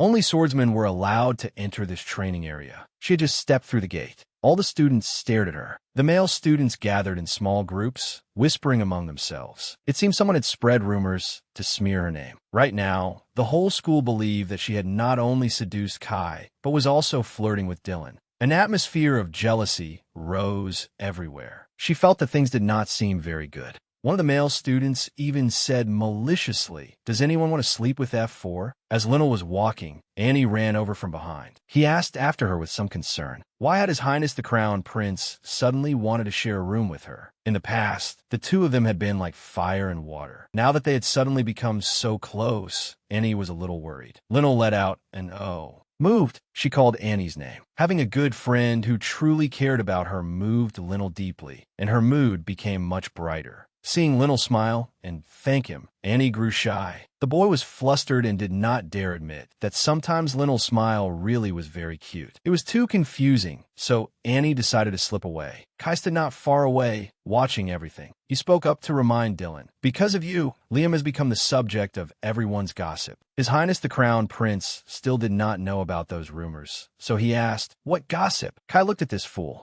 Then he turned away, helplessly. Dylan really was slow on the uptake. The Crown Prince still wanted to pull Kai back and get to the bottom of it, but from behind came the announcement that training was beginning. He was so angry, he kept snapping irritably. The sound of swords clashing rang out everywhere. Lynel and Annie were on the same team. Seeing Lynel seem a little unsteady, Annie seized the opportunity and charged forward with all his strength. But it was only a trick. Lionel had deliberately revealed an opening. She struck Annie on the back of the neck with the hilt of her sword. As usual, the victor was Lionel. She panted, confident in her victory. Annie lay on the ground, unconvinced, sighing and complaining, saying that he had thought he might be able to beat Liam today. Lionel reached out to help him up and did not forget to encourage him, saying that his swordsmanship had improved again. After being praised, Annie's eyes lit up. The boy boasted that his muscles had gotten bigger lately. But looking again, his sworn brother Liam really was thin. Annie suggested that his comrade fight another round. Lionel was bewildered and asked for at least a moment to rest. But Annie was too eager to fight and basically did not listen to her. Suddenly, Annie was shocked. From behind Lionel came a loud explosion, and a huge flame rushed toward her. By the time she turned around, it was already right above her head. Annie shouted in panic, calling Liam's name. Lionel reflexively hugged her head, but after waiting a long time and feeling nothing, she cracked her eyes open to look. At the critical moment, a powerful figure stepped forward and blocked in front of her. That person had fiery red hair. There was a long scar on one side of his face. He turned toward Lionel and asked, "Are you all right?" When Lionel clearly saw who had saved her, she was so shocked she could not speak. Why was he here? Her fiancé, Tsiki from Gulman. After the terrifying explosion aimed at Lionel, everyone was flustered and frantic. Annie, Dylan, and even Kai all came over to check on her. Seeing a crowd of men surrounding her, Lionel hurriedly reassured them, "I'm fine. I'm not hurt." But Lionel's leg had been cut quite deeply. Nothing could escape Zeki's eyes. Omar recognized Zeki. Just as he was about to run over to greet this long-unseen friend, Zeki had already turned and ignored him. Lionel also happened to turn her head at the same time. Annie and Dylan's eyes widened in shock.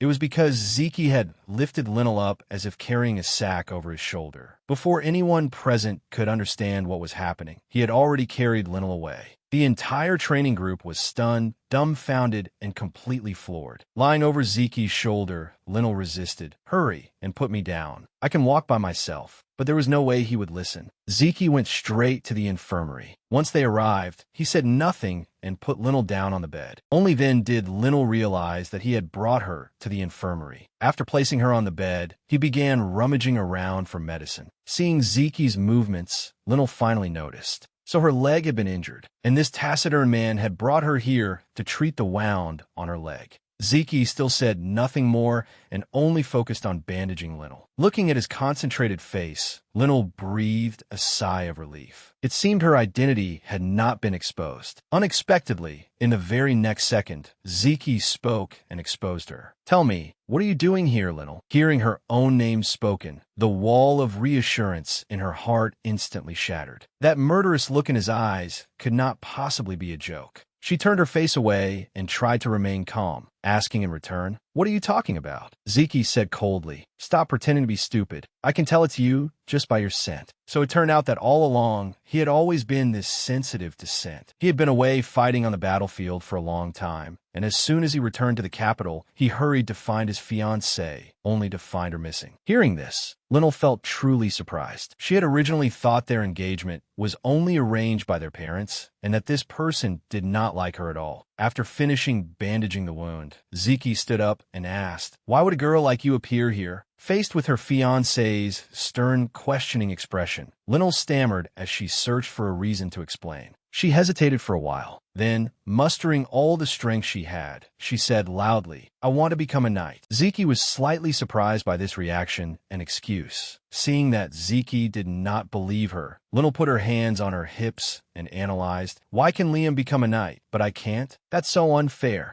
Lionel told Zeki that her father had already allowed her to do this. But this difficult fiancé seemed very hard to convince. He frowned. Then he gave a gloomy order. "Go home immediately." Of course, Lionel would not obediently listen. She continued arguing with Zeki, but he did not waver at all and said, "Go home now. This is not a place for you to play around." This fiancé was even more stubborn than she had expected. Lionel clenched her fists, looked straight at Zeki, and said, "I didn't come here to play around. I'm truly serious." She had come here to change the future and protect her family. She absolutely would not let the events of her previous life happen again. Zeki looked at his fiancée for a while. He sighed, feeling that Lionel had started being stubborn again. He did not want to keep arguing and directly made a decision. Go home. I'll handle matters at the academy. After saying that, he turned and walked toward the door. If she let him leave, then she really would be sent home. While she was feeling conflicted, Lionel suddenly remembered her younger brother's instructions. The memory came at exactly the right time. Before she came to the academy, Liam himself had been extremely anxious when his sister said she would disguise herself as him. But his older sister had been so excited, without the slightest worry. Liam reminded her that if someone discovered her, it would be over. Especially Zeke. He would recognize her with just one look. He was extremely sensitive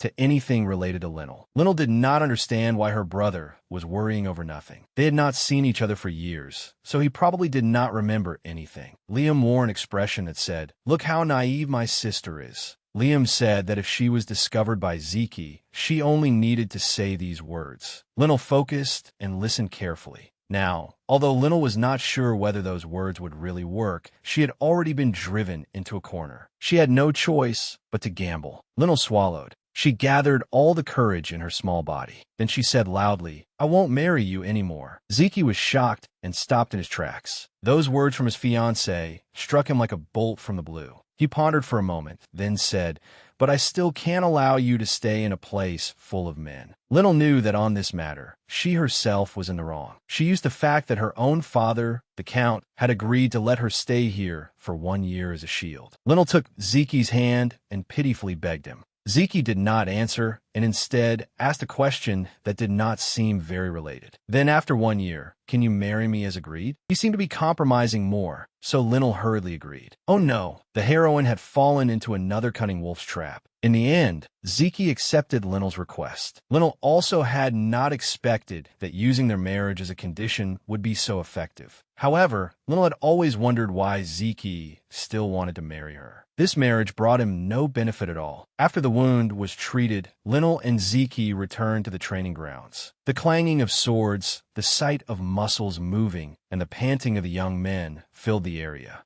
Zeke in particular was displaying his talent in swordsmanship. Everyone admired every swing of Zeke's sword. He was the nation's young genius, warmly welcomed by everyone. Lionel wiped away her sweat while looking over at Zeke. He had always been admired like this. Even Annie was extremely excited. Ever since they became engaged, Zeke had always been active on the front lines. They had not seen each other for several years. In her previous life, when her family was condemned, their engagement had also been annulled. Now the two of them had become distant. They had been childhood sweethearts when they were little. Zeke had always lost to Lionel in sword fights. Every time that happened, Zeke would be very unconvinced. As for Lionel, she would always take the chance to show off. Zeke would then cry resentfully. The little boy explained in frustration. But instead of saying it outright, he asked, "Lionel, you like strong people, right?" At that time, Lionel affirmed, "I like strong people who don't cry all the time." Hearing that, Zeke blushed. After that, the boy resolved, "I'll never cry again. I'll train as hard as I can and become someone even stronger than Lionel." Lionel sighed with emotion that Zeke had been so adorable back then. The little boy who could only cry after losing a sword fight had now become a tall young man. Touching the sword at her waist, Lionel felt that she could no longer compare to her childhood friend. As the sky turned toward evening, training time also came to an end. The Crown Prince walked over and told Lionel to return to the room. Hearing this, Zeke asked in confusion why His Highness Dylan was calling Liam back to his room. His Highness the Crown Prince said without much concern, "Because Liam is my roommate." Zeke's displeasure was clear on his face. He spoke boldly, saying that Liam was the son of a marquis. "How can he share a room with your highness?" These words successfully angered Dylan instead. He said impatiently that it was not important and had nothing to do with Zeke. Zeke refused to back down. He used his position as Lionel's future brother-in-law and fiancé to interfere in this matter. Those words were no different from adding fuel to the fire. The situation became even tenser than when Kai and Dylan had argued before. She boldly guessed that the relationship between the two of them did not seem good. In the end, Linnell followed him to another room. As soon as she opened the door, she was rather surprised. It was an ordinary dormitory. After giving Linnell instructions, he left for another room. Linnell was a little confused, but perhaps because she was a girl, he was taking special care of her. The moment he closed the door to his room, he revealed his true nature as a wife-obsessed man who could not stop thinking that his fiancée was truly super adorable. She was getting cuter and cuter.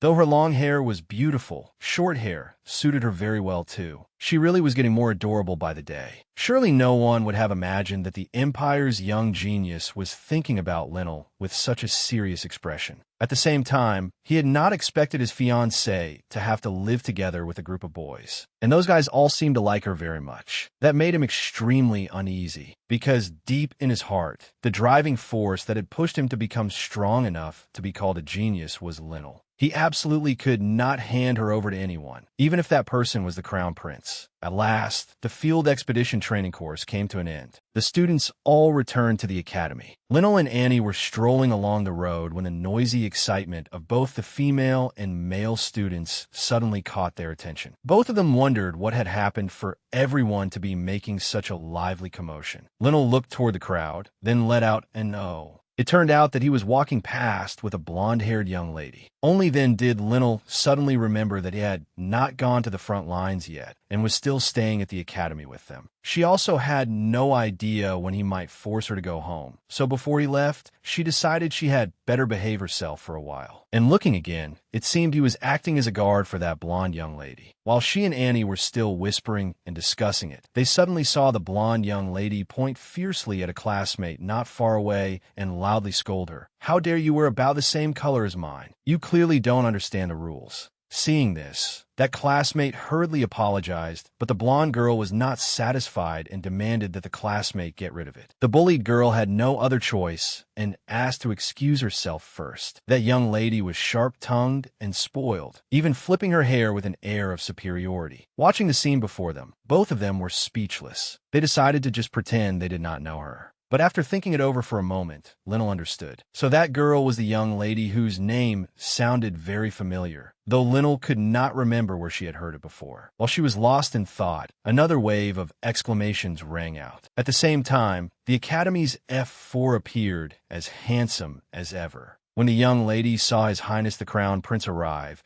she immediately smiled sweetly and said, "I missed you so much," without a trace of her earlier ferocity. In contrast to her excitement, Dylan looked displeased. With a disgusted expression, he asked why she was here. The young lady ran toward him as she explained, "Starting tomorrow, I'll be studying here. Could you show me around this place?" When she reached out, wanting to grab the hem of his clothes to act intimate, he coldly dodged her. This made her extremely dissatisfied. Never before had anyone rejected a beautiful, noble girl like her. Dylan paid her no more attention and left with the F4 group. Omar laughed gleefully. "It's a little awkward, but Dylan is still exactly the same, and that young lady hasn't changed at all either." Baca added, "The only thing that can stop her from going mad is her fiancé, and that person is none other than Dylan." Dylan flared up. "We were forced into this engagement. It's not like we love each other, all right? If you're so capable, then you go stop that crazy woman." Kai immediately refused to take responsibility for getting involved in trouble with that girl. The whole group left the blonde young lady standing there, stunned and embarrassed. Linnell, who had been watching the show from the side, suddenly remembered after seeing that scene. That young lady was the Crown Prince's fiancée, named Celia. She was the type of person who looked down on everyone, and as long as someone displeased her, she was perfectly willing to torment them. Those targeted by her usually had no way to continue appearing in noble society. Because of that, she was famous by the nickname Poison Flower Princess, meaning exactly what it said. Thinking of this, Linnell told herself she had to stay far away from this venomous snake, or things would become extremely troublesome. The next morning, as soon as she stepped down into the hall, she was given more gossip to watch. She saw Celia clinging to the Crown Prince's arm and stubbornly insisting that he have lunch with her. His face was full of disgust, and he pretended not to see her as she stuck to him without letting go. Linnell silently chanted to herself that she should stay a little farther away from these two. Who would have thought that Dylan would strike her with such a painful blow? He called out to her. That call startled Linnell and made her even more flustered. Dylan hurriedly shook Celia's hand off and explained that their relationship was not what everyone thought. Lionel's head was full of question marks, not understanding what in the world His Highness the Crown Prince was trying to say. Dylan continued, "Don't misunderstand. Although we do have an engagement that matter." Dylan did not know what words to use to describe it. Flustered and anxious until his face turned red, he stammered, "Don't misunderstand." From beginning to end, Lionel still had no idea what was going on. Celia's expression became gloomy. At this moment, even Dylan himself did not understand why he needed to explain this matter to Lionel. Celia could no longer hold back and wanted to drag Dylan away, but he decisively shook her hand off again.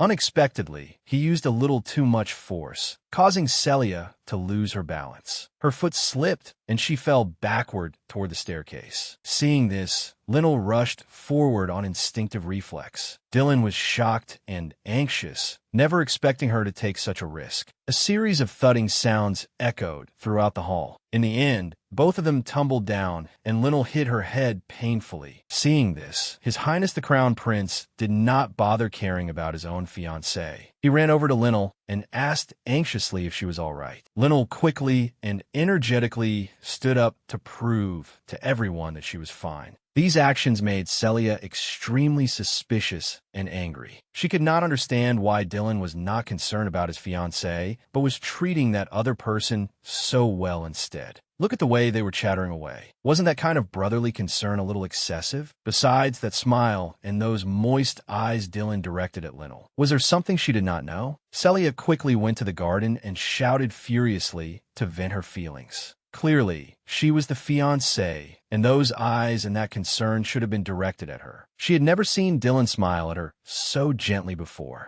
Just what was that man, anyway? He merely had a slightly cute face, yet he dared act so smug. He really was arrogant. In her anger, she wanted to get rid of Lionel. At that moment, a voice suddenly sounded, asking her if she wanted to clean up that man who was standing in her way. Furious, she turned around and saw a person wearing a black cloak. He said he had come here to help her get rid of Lionel, but she only needed to obey him. Celia hesitated for a moment, still not quite trusting this person. Suspiciously, she asked whether he could really deal with that person. He said nothing and merely laughed. Celia snapped, asking if he dared mock her at a time like this. She urged him to quickly spit out his plan so she could hear it. Then one day, dark clouds rolled in and covered the academy. Lionel was walking alone. By now, she had more of a swordsman's bearing. As she was walking, someone suddenly called out to her. Celia ran toward her with a sweet smile, and that bouncy manner of hers made people feel like retching. She approached with 2 guards, wanting to walk together for a while on the way to the training grounds, so they could speak privately. Seeing Celia smile so warmly in such an unusually friendly way, Lionel felt somewhat suspicious. In the past, Celia had only smiled at Dylan, but recently she had always been approaching and treating Lionel kindly. What was going on? Lionel was suspicious of Celia's next actions. While Lionel was lost in thought, Celia suddenly called her name. Celia put on a shy expression and said, "Actually, there's something I want to tell you." She then suggested that this place was not convenient, so they should go somewhere else. She led Lionel to a private room with guards stationed outside. Feeling a little uneasy, Lionel asked, "Young lady, if you have something to say, please say it." Unexpectedly, Celia blushed, her tone stammering like an introverted girl preparing for something important. All of a sudden, she confessed to Lionel, "I like you." Lionel blinked. These words scared her half to death. Looking at this young lady, Lionel thought, "She says she likes me? What kind of joke is this?" Extremely shocked, Lionel hurriedly waved her hands and said, "But, young lady, you are His Highness's fiancée." Celia let out an "oh" and thought for a moment. She immediately came up with a ready-made script when it came to Dylan. Without changing expression, she lied. "To tell the truth, His Highness truly loves me, his fiancée. He often says words of love to me, but I have no way to accept his feelings." These words left Lionel stunned, with a huge question mark in her mind. Dylan's attitude was clearly extremely cold, while Celia looked more like a stalker clinging to her idol. Lionel's mind automatically imagined the crown prince, cold on the outside but passionate within, speaking words of love, and she truly could not picture it. While Lionel was distracted, Celia had already undone the buttons of her own clothes. In a gloomy tone, she said, "Actually, the one I love is you, Lord Liam." As she spoke, Celia forcefully pulled Linnell's hand. From the outside, the scene now looked no different from Linnell pinning her against the wall and trying to force herself on her. Before Linnell could understand what was happening, Celia smiled wickedly and undid the remaining button as well. After taking off her clothes, she screamed loudly. This blatant frame-up left an innocent person like Linnell still wide-eyed and speechless. Celia even shouted with all her strength, "Someone, hurry and save me!" Hearing the sound, the two guards outside immediately opened the door and rushed in. Only now did Linnell realize that something seemed to be very wrong with the situation. Inside the room, Celia was holding her chest in great grievance, her clothes torn open. Her appearance clearly looked as though she had been bullied. Before Linnell could explain, the two men had already drawn their swords. Linnell retreated while drawing her sword and trying to explain. But in this situation, no one would listen to anyone, so she had to hurriedly swing her sword to defend herself. The female lead's innocent mind still could not understand why Celia would do this. That woman then ordered them to quickly seize Linnell. Linnell resisted while thinking of a way to escape, but one person could hardly fight two. She was now being forced into a corner. If she were caught, she would surely become a criminal. One guard quickly slipped around to Linnell's side. This was her weakest and most exposed point. Just as the guard's sword was about to pierce Linnell, someone rushed over at high speed. Fortunately, it was Zeke, who appeared in time and blocked the sword for her. Linnell was surprised by Zeke's appearance at this moment. Even Celia herself had not expected a slight complication to arise in the plan. He declared that their opponent now was him. With one downward slash, one young man was sent flying. The remaining man no longer dared to act rashly. Zeke truly lived up to his name as the Empire's young genius. In just a short while, the two guards were knocked down. Seeing that she had been saved, Linnell hurriedly turned to thank him. Suddenly, Dylan's voice rang out from somewhere. What happened here? Dylan was standing imposingly right at the door. With a cold, expressionless face, he assessed the entire situation. After him, the other three members of F4 also entered one after another. Celia put on a pitiful act, clutching her clothes as she ran toward Dylan. With tears in her eyes, she said, "Lord Liam suddenly behaved improperly toward me." She raised her voice and accused Linnell, saying that anyone who dared touch the Crown Prince's fiancée absolutely could not be forgiven. Linnell stood frozen in place, stunned, in panic. She thought that in this situation, even if she told the truth, there might not be anyone who would believe her. Laying hands on the Crown Prince's fiancée was a capital crime. Even her family could be implicated, returning to the same tragedy as in her previous life. Linnell trembled as she thought, "I finally made it this far. Could it be that I still cannot change my fate? Would her whole family have to die at this person's hands again?" Anxious and frightened, Linnell looked at Celia, who was accusing her with an aggrieved expression. Celia stubbornly refused to let the matter go, saying, "I heard he's a male prostitute who has seduced many male students in the academy." For the rumors to have reached this point made even Linnell break out in a cold sweat. Celia's voice kept ringing loudly. "Your Highness Dylan, you are the leader of the academy. If a person like this remains here, it will affect your authority." After that came a series of provocative words, all meant to make Dylan quickly sentence Linnell to death. During this time, Linnell remained sunk deep in despair. Then Dylan finally spoke. "Liam is my friend." Suddenly, Linnell felt as though she had found a ray of light on the road of despair. Dylan then openly declared that from now on, no one was allowed to belittle his good brother in front of him. Linnell's pupils shook in disbelief. She could not believe that he trusted her rather than his fiancée. Dylan took Celia by the shoulders and said heavily, "You do not need to bring up my authority." He looked coldly at Celia and declared with contempt, "Do you think such a trivial matter could threaten my authority?" Celia looked at Dylan, unable to believe her ears. It seemed she had provoked the wrong person today.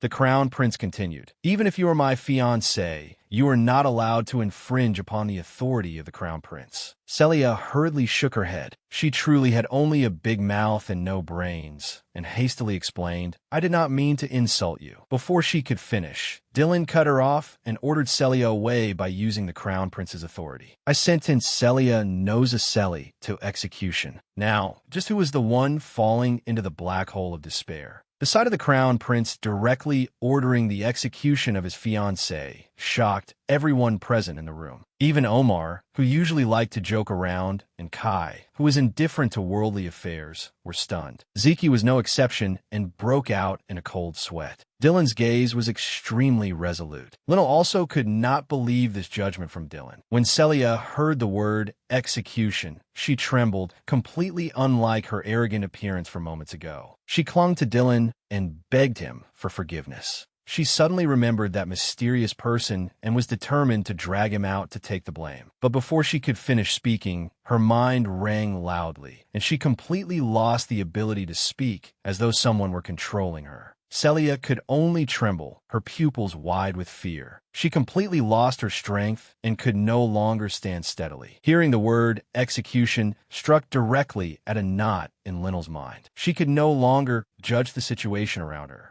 A bloody storm of horrifying images from her previous life once again surfaced in Lynel's mind. She stood there in a daze, remembering the scene of her father and younger brother falling one after another before her eyes. Her trauma had reached its limit, shattering the defenses she had struggled to build in her heart all this time. Dylan realized that something seemed wrong with her. He asked, "Are you all right?" and reached his hand toward Lynel. He had no idea that any contact from the Crown Prince at this moment was precisely the source of Lynel's extreme psychological fear and trauma. Lynel unconsciously swung her hand and pushed Dylan away. This action left Dylan hurt and at a loss. He looked at Lynel in confusion. The entire F4 group also did not understand what was happening. Zeke could not see through Lynel's emotions either. As for Lynel, her feelings were in complete disorder right now. This person was truly too frightening. Dylan was shocked. Lynel held her head as tears streamed down her face. She did not want to experience the terror of that execution platform ever again. Dylan panicked. He did not understand why this person had suddenly started crying like this. Lynel instinctively shouted, "Stop! Stop the execution!"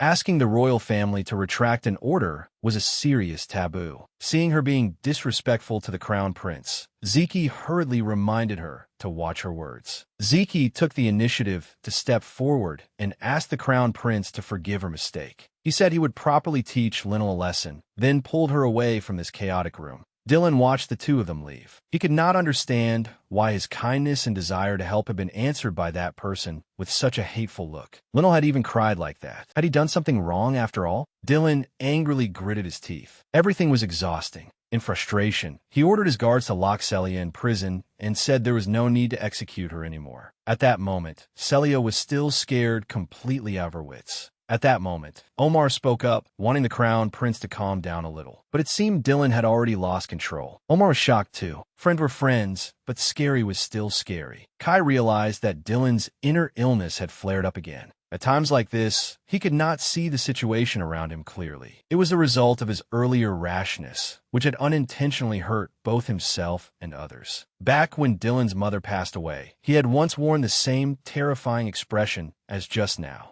Ever since meeting Lynel, Dylan had changed a great deal from before, but now things seemed to have returned to the way they used to be. Kai hoped Dylan's old self would not come back. In the dark, damp, underground dungeon, where no sunlight reached, Celia had been thrown into prison to repent and await her sentence. While she was still sitting helplessly in her cell, a voice rang out. That mysterious person had appeared again. Celia could hardly believe her eyes. She staggered to her feet and asked why he was here. The other person calmly said that since he knew magic, entering this place was as easy as turning over his hand. So she had been toyed with by him. Celia charged at him in hatred. It was all this person's fault. If he had not incited her, she would never have ended up in such a miserable state. Celia gripped the iron bars and loudly ordered him to let her out at once, saying it was all his fault. The mysterious man snorted, reached his hand towards Celia, and mocked. "You have to accept the consequences of your own game, little lady." He leaned close to the iron bars and said coldly, "Back then, you were planning to expose me, weren't you?" Then, with a sharp sound, a magic circle appeared in his palm.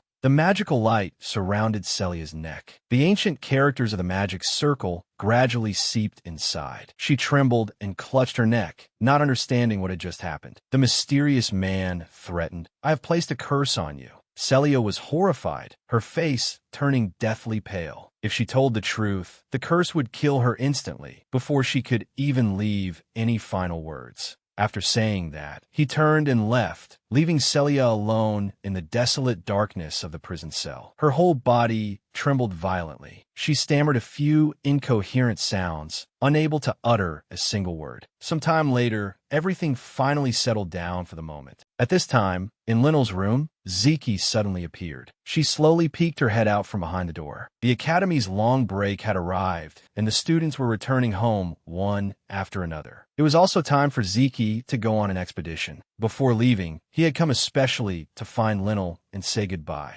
Ziki said that after returning from the expedition, he would come find Lynel. He sincerely expressed that no matter what happened, Ziki would always stay by Lynel's side. Hearing this, Lynel was left stunned. Though it was not the rosy color of romantic love, there was an indescribable bond between the two of them, especially Ziki's resolve and intense gaze. After saying this, he turned and left. Lynel also sensed Ziki's gentle concern. She was somewhat surprised because this man's appearance did not make him look like someone who knew how to care for others. Lynel returned to the empty room. Everything had gone back on track. Lady Lynel had been released, but she had been placed under a high-level spell that prevented her from telling the truth. In the end, Lynel still knew nothing about the truth of the matter. Though Celia had said she was acting under someone else's orders, they still could not find the person behind it. Lynel boldly guessed whether the culprit this time and the mastermind behind Alice's tea party the other day were the same person or two different people. Lynel let out a long sigh and went to pack her luggage in preparation for the long break. Her mind was still constantly wandering back to how rude she had been to the Crown Prince. Since that time, the two of them had not met again. Lynel clenched her fists and silently told herself it would still be better to keep some distance from that person. After all, he had once ordered the execution of her entire family, and he treated his own fiancée so coldly. She really should not get involved with him, not even a little. A few days later, she finally finished packing her luggage.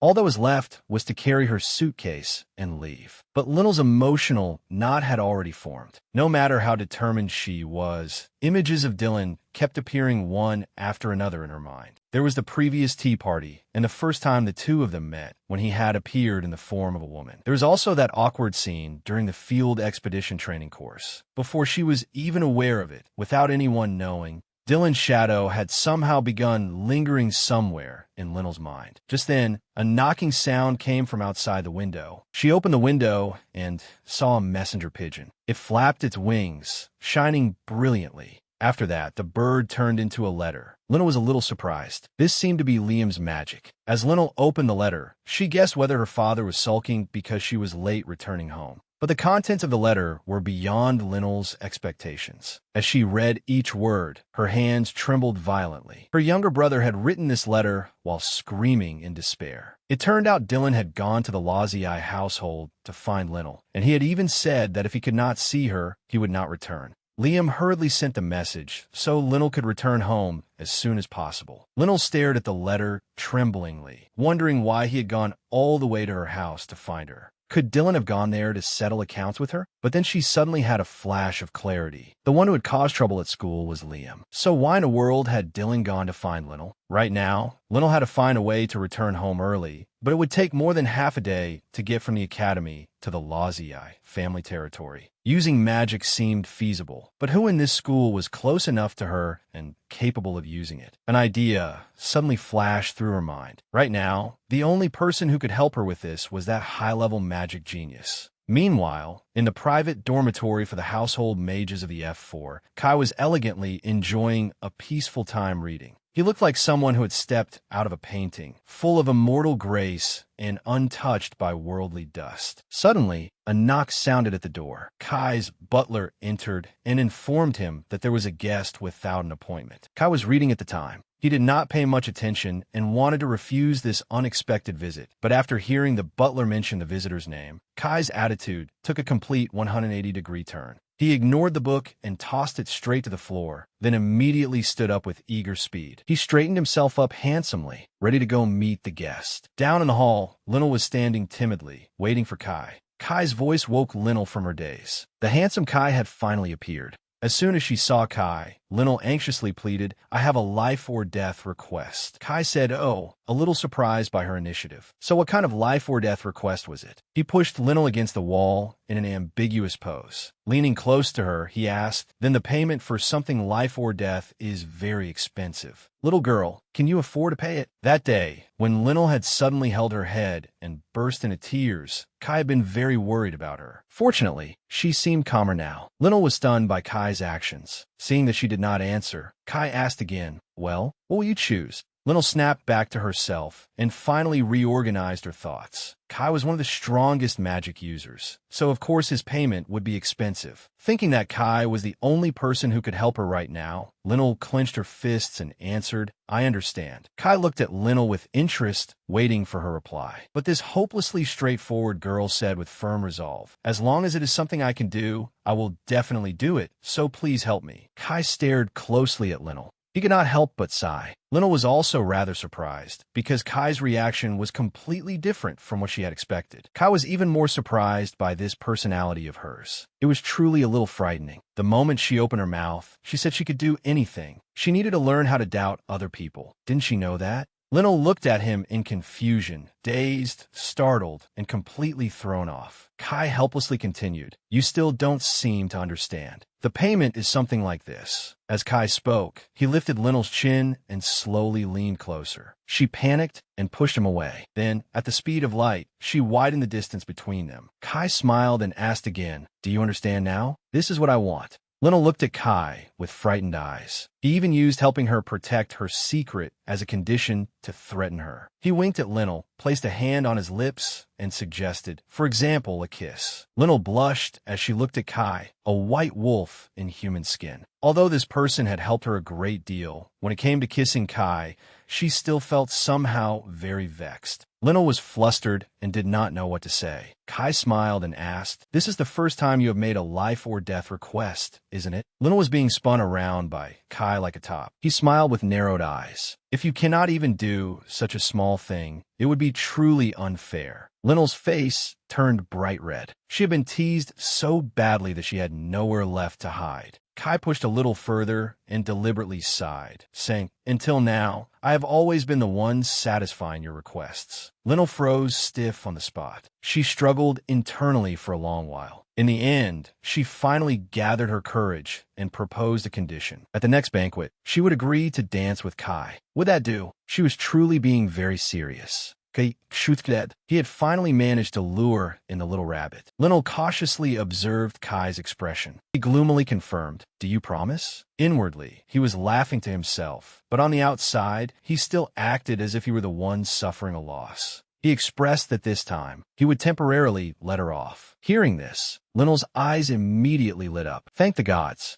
Kai asked what Linnell wanted him to help with. Linnell anxiously said she wanted to return home. Kai had thought it would be something much more serious. Linnell was about to blurt everything out, but she stopped herself for a moment. It would be better not to tell Kai that the crown prince had gone to her house. If those two were in the same place, it would not be surprising if a nuclear bomb went off. In the end, she did not mention that Dylan was at her house. Kai said, "Oh wow, all right, I will send you back." After that, the teleportation magic circle opened. Kai stood outside, casting the spell, and reminded her briefly not to step out of the magic circle. She let out a sigh of relief. Everything had been resolved. Linnell looked at him as he concentrated on chanting the spell. She felt Kai was right. All this time, she had always been the one receiving benefits without giving anything in return. Thinking of that request from Kai, her face darkened. Was she really that awful? If things continued like this, there would surely come a day when Kai no longer found it interesting, and at that time, Linnell's true identity would be exposed. Linnell struggled internally.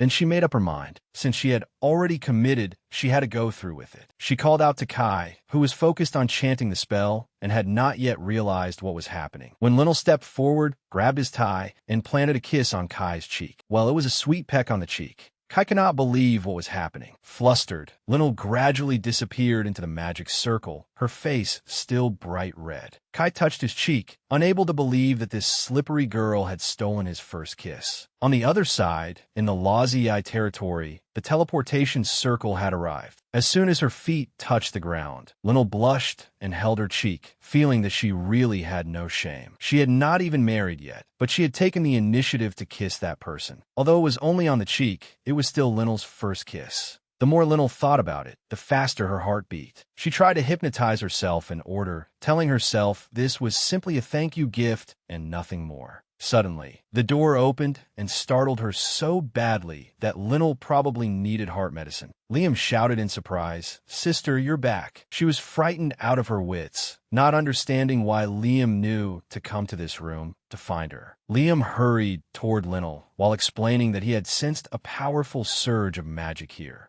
But now is not the time to explain that. He reached out, and Linnell's hair immediately grew long again. Liam hurriedly said, "Sister, hurry and get ready. Something major is about to happen." Right now, their parents were trying to find a way to keep the crown prince there. Liam tossed his beloved sister straight to the maids. They excitedly crowded around her, welcoming her return and preparing to do her makeup. Linnell could only break out in a cold sweat, hoping everyone at home would go easy on her. Only after everything was arranged did Liam let out a sigh of relief. Her parents also immediately came to find their daughter. Her father's expression was unbelievably serious. The beautifully dressed Linnell appeared before everyone. Linnell's mother excitedly asked her daughter, "Why did the crown prince personally come to find you? Since when did the two of you become so close?" Her father, meanwhile, bristled and frowned as he questioned her. "You didn't do anything bad at the academy, did you? Don't tell me you dare to be rude to His Highness the Crown Prince." Linnell wanted to speak up and explain, but on second thought, it seemed her father was not exactly wrong. Her mother pushed away her talkative husband, seeming to quite like this crown prince. In her eyes, he was an extremely outstanding person. Seeing Lady Lawsey's infatuated appearance, the father and daughter silently felt that this was bad. Linnell's mother even hoped Dylan and Linnell could get to know each other. These words made Duke Lawsey extremely dissatisfied. Linnell already had an engagement with the von Goman family. Moreover, His Highness Dylan already had his own fiancée as well. The Duchess still did not give up. She stepped forward and asked her daughter, "Who do you like? Zeke or His Highness Dylan?" Seeing her mother like this, Linnell could only laugh helplessly. Suddenly, Linnell said seriously, "His Highness Dylan and I are definitely not in that kind of relationship." She was somewhat puzzled. Why had Dylan come here to find her instead of Liam? She suddenly remembered the words Dylan had said when he was dazed. "I missed you so much." Linnell fell into thought, sinking into her own private world of contemplation. Could it have been since that ball? While Linnell was thinking, Liam spoke up to remind her, "His Highness Dylan is still waiting outside. Aren't you people in a hurry?" Linnell turned and quickly ran off. He had said that if he could not see her, he would not leave. As she walked, Linnell worried over what Dylan truly wanted to do. She slapped her own cheeks to regain her composure. Right now, she needed to handle things carefully. No matter what, she absolutely could not be careless. She was a Marquis's daughter, after all. Meanwhile, Dylan was waiting in the garden of the territory. He was silently lost in thought. He did not understand why that person had cried so miserably back then. He had only wanted to step forward and protect him. As he rubbed the teacup in his hands, his heart was in turmoil. Could that have been wrong? Dylan had come here to find Linnell because he believed they were twin siblings. So surely Lady Linnell might know why her younger brother had cried. Dylan felt that using this reason to come meet Lady Linnell was extremely reasonable. Thinking of that girl, the Crown Prince's face suddenly turned red. The sound of the wind rustled through the leaves. Footsteps came from behind him, so Dylan turned to look. The girl he longed for, yet would never admit longing for, Linnell, was now before him. That young lady greeted him softly and politely. "I have kept you waiting, Your Highness." Dylan stood up and walked toward Linnell, his handsome face visibly flushed red. Linnell directly asked him the reason he had come here today, but Dylan did not answer. He stepped in front of Linnell and murmured, "So beautiful." Linnell did not understand what was wrong with this person. All she saw was him, his eyes reflecting her image, while his mouth kept spilling out sweet words, saying she was as beautiful as a goddess. The compliment caught Linnell off guard, and she blushed. Flustered, she did not dare look at Dylan anymore. Linnell instinctively turned her face away and said, "Please do not flirt with me. Words like that will make people misunderstand." Utterly smitten, Dylan placed a hand on his chest and swore, "I only say those words to you." Lady Linnell was flustered, anxious, and also a little hesitant like a young maiden. The atmosphere inside the resting pavilion was now filled only with the sound of the wind blowing gently in waves, peach blossoms falling petal by petal, and the hearts of the young man and woman beating. The tea table and aristocratic desserts had been prepared with great care. The pair simply sat there looking at each other without saying a word. In Linnell's mind, the Crown Prince's words from moments ago kept circling. She did not know what he meant by saying such things. Linnell comforted herself, thinking perhaps those were just flirtatious words Dylan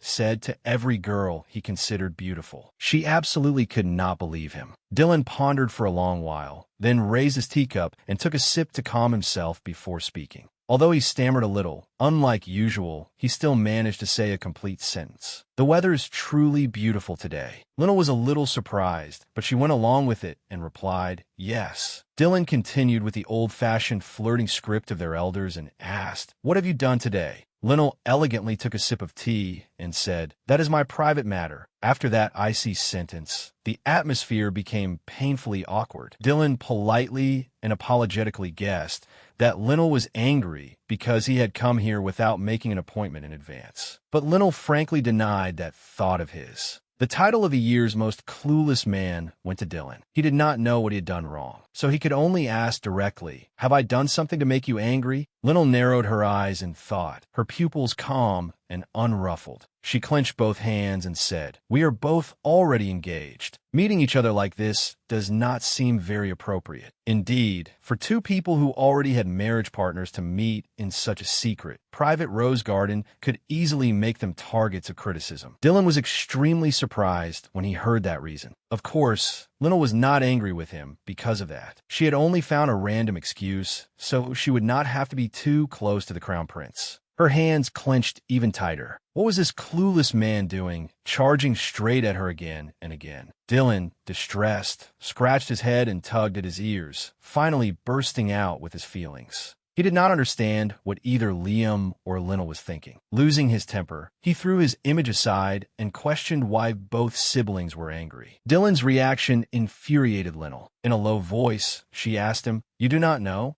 She repeated it once more. "You truly do not know?" Seeing that Dylan still did not understand what was going on, Linnell said seriously, "Did you think I did not know that you bullied Liam in front of everyone?" Hearing those words, Dylan was startled. His guilty conscience showed completely on the Crown Prince's face. He had thought that was already a thing of the past. How could she not be furious? Linnell questioned him even more deeply. The Crown Prince humbled himself and confessed. It was true that the first time he met Liam, he found him unpleasant and wanted to bully him. Dylan wanted to explain that recently, their relationship was no longer like that. But Linnell did not want to hear it and directly interrupted him, arguing, "Just because you found him unpleasant, you oppressed someone else? Do you know how sad Liam was?" Dylan was speechless. He had not understood the seriousness of this matter. He had merely displayed the authority he possessed. Yet Linnell was furious and snapped at Dylan. In her previous life, although Liam had been very sad, he had always endured it alone because he did not want his family to worry. By the time Linnell discovered everything, it was already too late. But then again, Dylan from the previous life and Dylan from this life were two different people, were they not? Linnell was slightly dazed as she remembered the past. Suddenly, she heard an apology by her ear, and she looked at Dylan in slight surprise. He was not looking at her, but had lowered his head. The proud Crown Prince, second only to one and above 10,000, was now repentant and remorseful. He clenched his trembling hands and admitted, "All of this was caused by my own weakness. I know it is already too late to apologize now." Dylan gritted his teeth as his pride and remorse fought each other. The first time he met Liam, with his pink hair and blue eyes, he remembered someone. That had been his happiest memory. At the same time, it was also horrifying a taboo. It was a terrible memory carved deep into the heart of a little boy who first learned what a tragic death was. The image of that woman collapsing. She looked at him with eyes filled with death and unwillingness. It haunted every fragment of his soul, and when he saw Liam, everything seemed to replay before his eyes. That uncontrollable resentment and fear made Dylan frustrated, so he used Liam as an outlet for his anger. Because the atmosphere had become too suffocating, they decided to change locations. Linnell and Dylan stepped outside for a walk. After saying his apology, Dylan remained silent. Lionel had not expected the Crown Prince to apologize so easily. Everything had indeed been caused by him, but why had Dylan looked so pained at that moment? Was she pushing everything in the wrong direction? Because she was too absorbed in thought, Lionel accidentally slipped. No matter how good she was with a sword, with this dress and these clogs, she could only land face first on the ground. Seeing this, Dylan hurriedly reached out to support her. As a result, Lionel was completely embraced in the Crown Prince's arms. But this development felt a little wrong. When she realized that the distance between them was far too close, Lionel awkwardly said, "Thank you," and tried to push Dylan away. Unexpectedly, Dylan held her even tighter. Lionel hurriedly said, "Your Highness Dylan, I am already fine. Could you let go of me?" Dylan had no intention of letting go. He asked Lionel to let him hold her for just a little longer. Of course, Lionel did not agree. If someone else saw them, it would not be good. But unexpectedly, Dylan thought it would be even better if they misunderstood. In the middle of the blue narcissus garden, this talented young man and beautiful young woman truly looked like an excellent match. The Crown Prince reached out and caressed Lionel's face. His eyes were filled with sincerity as he said, "I like you." Each gentle word was like blue narcissus flowers in the wind. Just like that, they held each other in the narcissus field. The girl he held in his arms, Lionel, asked in shock, "Like me?" Dylan admitted with difficulty, "I have liked you since the first time I met you." Memories came knocking back. Lionel remembered that when they first met, she had injured His Highness the Crown Prince. But this was absolutely impossible. She dodged Dylan's embrace. "Please do not joke like that anymore, Your Highness." Hearing this, Dylan hurriedly explained, "It is not like that. I am sincere," Lionel said loudly, "but I already have a fiancé. Moreover, Your Highness the Crown Prince already has one too." Before she could finish speaking, Dylan cut her off, saying, "Ever since that day, I have been captivated by you." He sincerely placed his hand on his chest. "No matter what I do, your image appears in my mind." Hearing those words, an indescribable feeling surged in Lionel's heart, and she was moved. But she still had not forgotten Celia's boasting, saying that Dylan truly loved her as his fiancé and often showed affection toward her. In the end, reason won. She was certain that Dylan had also said these words to other girls, and she absolutely could not believe him. Lionel bit her lip and lowered her head, both to avoid Dylan's gaze and to regain her composure. She said coldly, "It is probably because Your Highness has never met someone like me before, so you have misunderstood." Dylan immediately denied it. "That is not it." Lionel still tried her best to avoid his eyes. Seeing this, he placed his hands on Lionel's shoulders so she could look straight at his face and said, "I am sincere. This is the first time I have ever yearned for someone." Those words made Lionel's heart pound wildly, and her will began to waver. The truth of this life and the previous life had become a tangled mess. In her mind, the question repeated over and over, "Why did you order the execution of the fiancé you cherished? Why did you cause the deaths of my entire family?" Lionel turned her face away. Her eyes were filled with hurt and doubt as she asked, "Then when Your Highness loses interest in me, will you also grant me death, just like Lady Celia?" Dylan's emotions shifted from surprise to darkness. Without waiting for Dylan to answer, Lionel hurriedly ran away. She had not meant to say those words to Dylan, but she felt that someone who could order the execution of the fiancé he had once loved would also do the same to her. She ran past the resting pavilion, past the buildings of the estate. She kept running without any stopping point. It was as directionless as Lionel's current state of mind, and she knew by herself that in all of this, she was the worst person. At some unknown point, Lionel had come to believe that no matter how rude she was, Dylan would tolerate her. Conflicted, Lionel held her head. She had once hated that person so much, yet now she was willing to believe him. She gripped her hair tightly to force herself to stay clear-headed. Lionel kept telling herself that she absolutely must not forget. Dylan was the one who had caused the deaths of the people she loved. She absolutely must not trust him. He was the person who had carried out executions without the slightest mercy. Just then, Dylan also caught up. He grabbed Lionel's hand, wanting her to listen to him. Lionel felt extremely troubled. His hand was determinedly gripping hers, refusing to let go. He loudly told her not to run away from him like that. She was so confused now that she did not know what choice to make. She begged the crown prince to let go of her hand and let her leave. Stubborn in his first love, Dylan declared that he would never grant death to Linnell. Hearing that, Linnell also stopped resisting. She turned back to observe his expression and the truthfulness of that statement. Even now, she still did not understand. She loudly demanded to know why he could speak so casually about everything, even taking a person's life, and how no matter how passionately he felt, once he grew tired of her, he would abandon her. But his next words startled her. He placed Linnell's hand over his heart and revealed, "Even if that were so, you still cannot deny my feelings." The crown prince's sincere feelings in this life were all being heard by Linnell. But Linnell did not answer Dylan,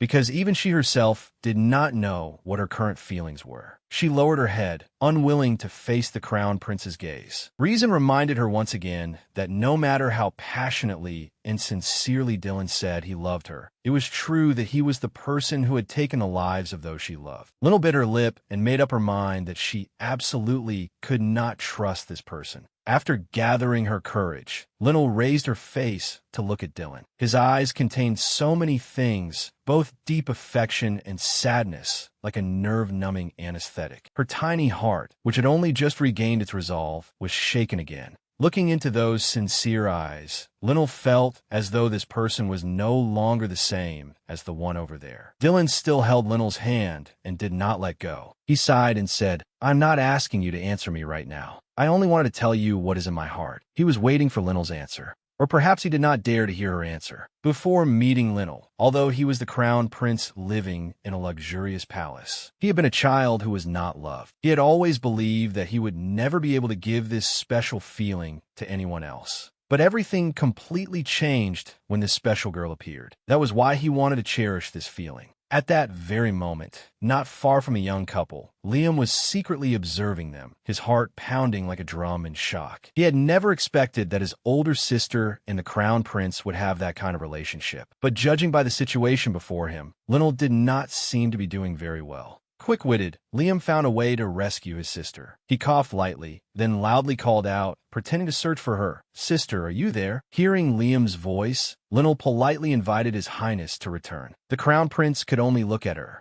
He only saw her acting very politely, saying, "I apologize," before turning and leaving. Seeing Liam step over, Dylan felt somewhat suspicious. That young man's physique did not resemble the friend Liam he knew at the academy. Also, that voice was a little too deep. That evening, inside the bedroom, Liam curiously asked Linnell about her relationship with His Highness the Crown Prince. After hearing Linnell tell him everything, Liam smiled teasingly, saying that the two of them seemed like they were in a novel. Before, he had thought the crown prince was truly frightening, but now he felt that he was also an emotional person. Linnell, however, fell silent in thought. His older sister seemed troubled. Liam even joked frivolously that Linnell and Dylan really looked good together when they stood side by side. Unexpectedly, when Linnell heard those words, she shouted, "Do not joke like that." She felt that such teasing was not funny at all. Although she knew Liam meant no harm, her maiden heart was now an utter tangled mess. Liam was very surprised by this strange reaction from his carefree older sister. He wondered and asked why she rejected His Highness Dylan so much. He felt that his sister was very strange right now.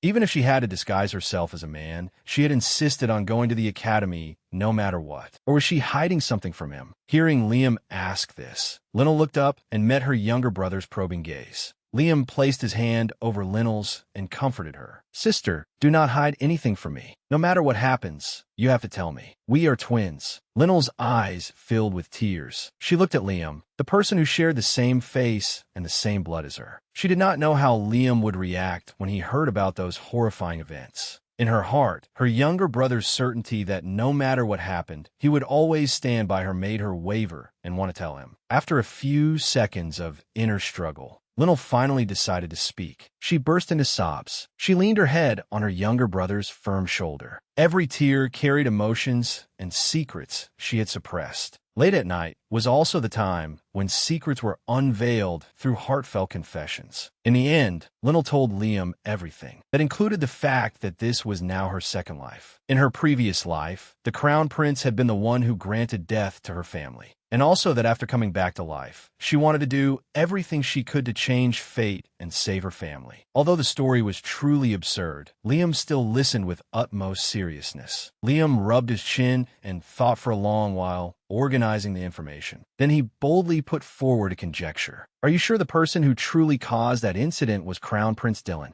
Linnell did not quite understand when she heard this question from her younger brother. She did not know what Liam meant. Liam continued to offer his own analysis. From what he saw, Crown Prince Dylan was a straightforward person who was not good at hiding his own emotions. Although in the previous life, he was the one who directly gave the order, Liam felt that this was not something an overly blunt person like him could plan so thoroughly and meticulously. Linnell also began to doubt things, because her younger brother's reasoning made a great deal of sense. There must have been someone behind the scenes manipulating Dylan into granting death to their whole family. Liam nodded, affirming the hypothesis he had proposed. Linnell also did not know what to say now. Liam continued his investigation. According to Linnell's account, when their family was executed, she and Zeke had already annulled their engagement. Coincidentally, everything happened while he was away on an expedition. That truly was far too coincidental. If Zeke had still been here then, he surely would have done everything he could to stop it from happening.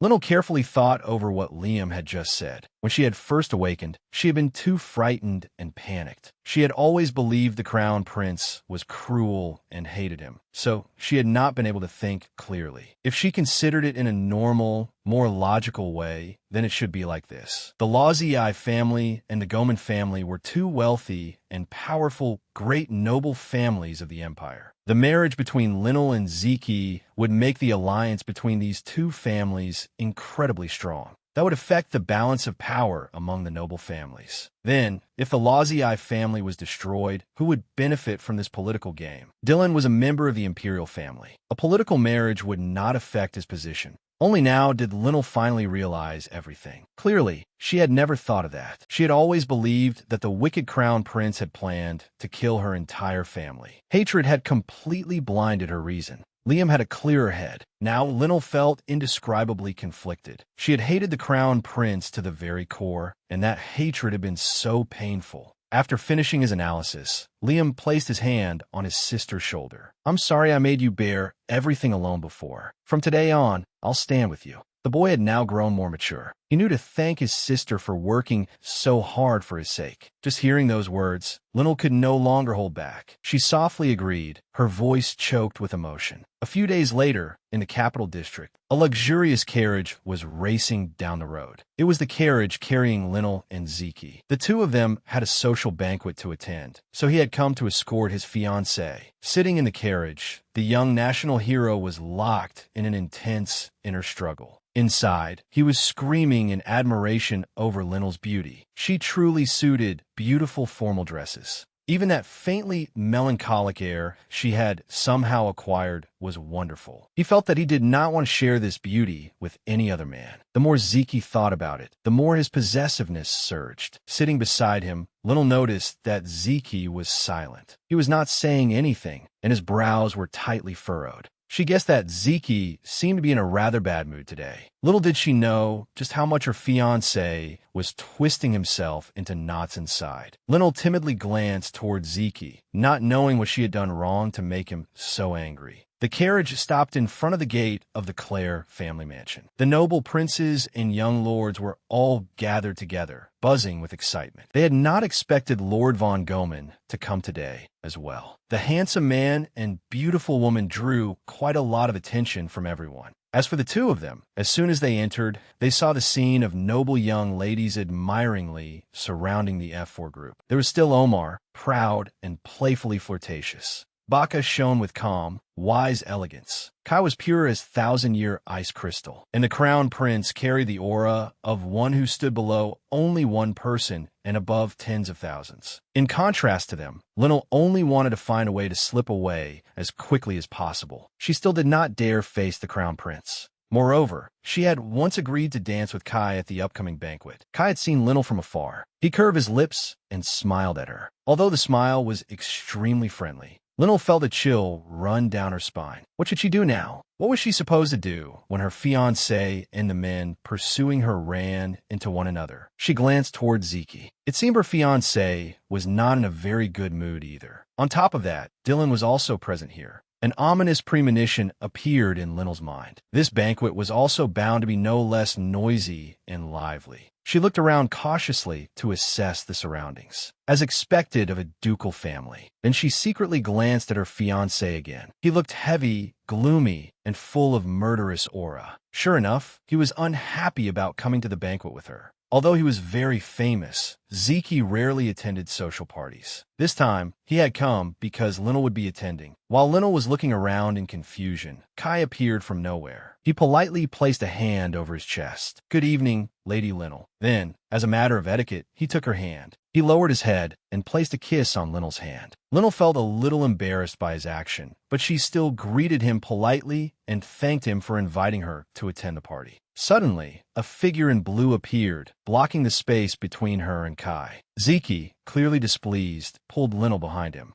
Zeke looked at Kai with an extremely complicated gaze. Kai did not show any displeasure at being interrupted. He smiled with a hint of surprise and said politely to Zeke, "I'm rather surprised that you came to the party as well." Lynel felt as though war was about to break out. This time, Zeke spoke as if asserting his claim. "I came here for my fiancée." Kai still did not let him off and mocked him. "Didn't you never attend any parties before?" Kai still kept that smile on his lips, but there was not the slightest trace of amusement in his words. The atmosphere between them became extremely tense. In the end, Zeke turned around and pulled Lynel outside with him. He left Kai standing there, watching them. Once they reached the balcony outside, his mind was filled entirely with images of Lynel. Zeke was unhappy that the men at the banquet kept fixing their gazes on her. It was because of his fiancée's innate, unconcealable charm. Zeke also could not explain the attitude Kai had toward Lynel. Seeing that Zeke had pulled her out here and then remained silent, Lynel took the initiative to ask, "The party has only just begun. Why did we come out here?" He did not answer immediately, but took a deep breath. Then he said bluntly, "Today we'll stay here." This place was quite safe. Beautiful Lynel would not appear in any man's line of sight. Lynel still did not understand the problem. Zeke wanted to keep Lynel all to himself, so he said frankly, "I don't want anyone else looking at you." This unexpected answer left Lynel flustered. Zeke turned his face away, not daring to meet Lynel's eyes directly. She became agitated, her pride shattered, because in the childish thoughts of this young girl, she believed he was insulting her for being too ugly and was therefore hiding her here. Lynel angrily clenched her fists. She glared at him, ready to bristle like a hedgehog. She shouted loudly at Zeke, "If you really don't want to dance with me that much, then I'll dance with Lord Kai." The great hero, a certified hopelessly straightforward man, officially had no idea what was going on. Zeke anxiously asked why Lynel was bringing up Kai. At that moment, Lynel no longer wanted to look at him. She turned around, preparing to return to the party. She felt that perhaps Zeke was unhappy about having to be her dance partner. When Zeke saw that Lynel wanted to leave, he hurriedly stepped forward, grabbed her hand, and explained, "It isn't what you think." She looked back to see how this young man would explain. Yet he actually blushed sincerely and said, "If it isn't with you, then dancing has no meaning for me at all." The changes in these men were happening too quickly for Lynel to understand. Those sincere words kept circling in Lynel's mind. He solemnly gathered all his courage and explained, "You look so beautiful that I don't want to let anyone else see you." Lynel officially suffered a psychological shock. It was rare for such an embarrassed expression to appear on his cold face, and it made her heart grow chaotic and beat out of rhythm. Zeke was extremely serious about wanting to prove his feelings for her. It seemed that getting angry at Zeke just now had not been very good. So Lynel took the initiative to apologize because that expression had pierced Zeke's heart like 10,000 arrows. After that, she excitedly pulled her fiancé back to the party. "Since we came here together, let's dance together." Lynel smiled brightly and happily invited Zeke to dance. At this point, Our hero was beyond saving. Their return immediately made the dance floor special. It drew the eyes of many people. Everyone praised how adorable the two of them were, saying they could not help smiling as they watched. Linnell happily enjoyed the melody as she danced with Zeke. She had thought this young man only knew how to use a sword, but unexpectedly, he was also very good at dancing. Zeke also noticed something, but immediately, she felt chilled when this blunt, straightforward man reminded her, "Your hands have become rough from using a sword. You should take care of them." Naturally, these words angered Linnell. She complained, "You talk just like my father." Zeke helplessly and indulgently gazed at Linnell. She danced perfectly as well. The atmosphere between the two of them was extremely relaxed, causing countless young men attending the party to direct their gazes toward Linnell. Zeke thought that if he had known this would happen, they should have stayed on the balcony. But he was afraid he could no longer bring her back there now. After all, she was so happy right now. Among the people paying attention to them was His Highness Crown Prince Dylan. He did not hide it as he stared intently toward Linnell. In his mind, he even imagined the scene of the two of them dancing together. He also imagined her smiling at him. But in reality, that was impossible. It was only an unrealistic fantasy he dreamed of. As someone extremely outstanding and holding one of the highest statuses, any action of his drew the attention of the young ladies at the banquet. The girls whispered to one another about how Dylan had personally gone to the Lazii residence to meet Linnell right after the Academy's long break began. Kai happened to hear their conversation.